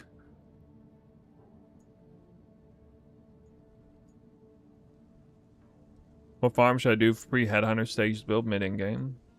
I mean, the two big votes for me are either Fortress, boss rushing, or Legion farming. Legion Beyond.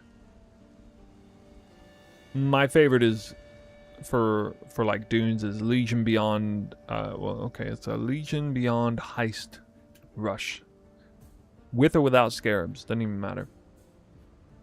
Usually without, honestly, because the Beyond and heist rushing the faster maps is just so good.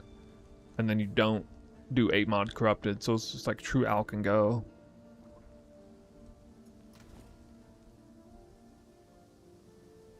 Really good.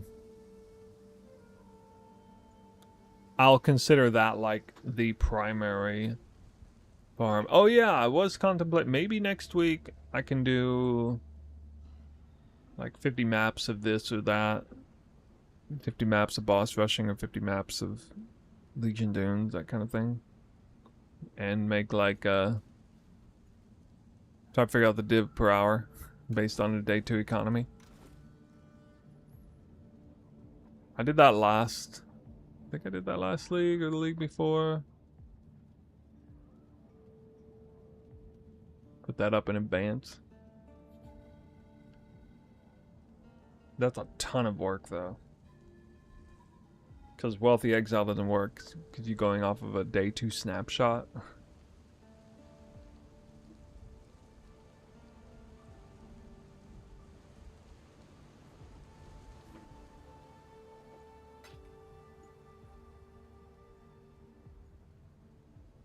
I don't know. At the very least, I will make one video, and it will be like the build guide video overview.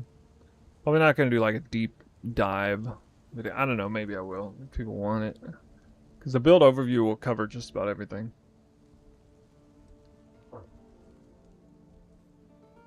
To build it in the Mobalytics.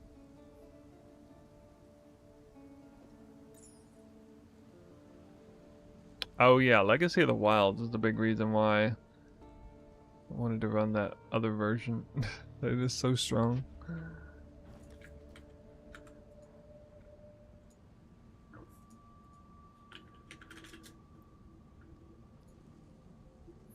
yeah. I think I want to end it there for the day.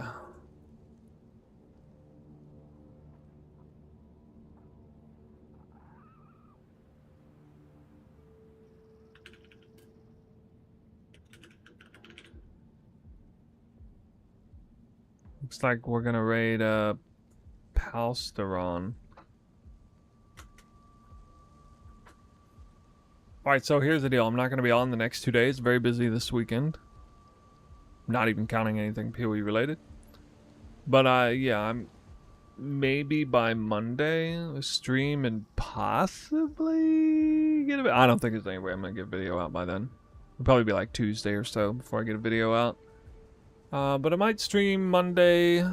Probably not gonna stream a whole lot for the next week, in all honesty, because PoE 2 is kind of, you know, I'm shifting over to PoE 1 now.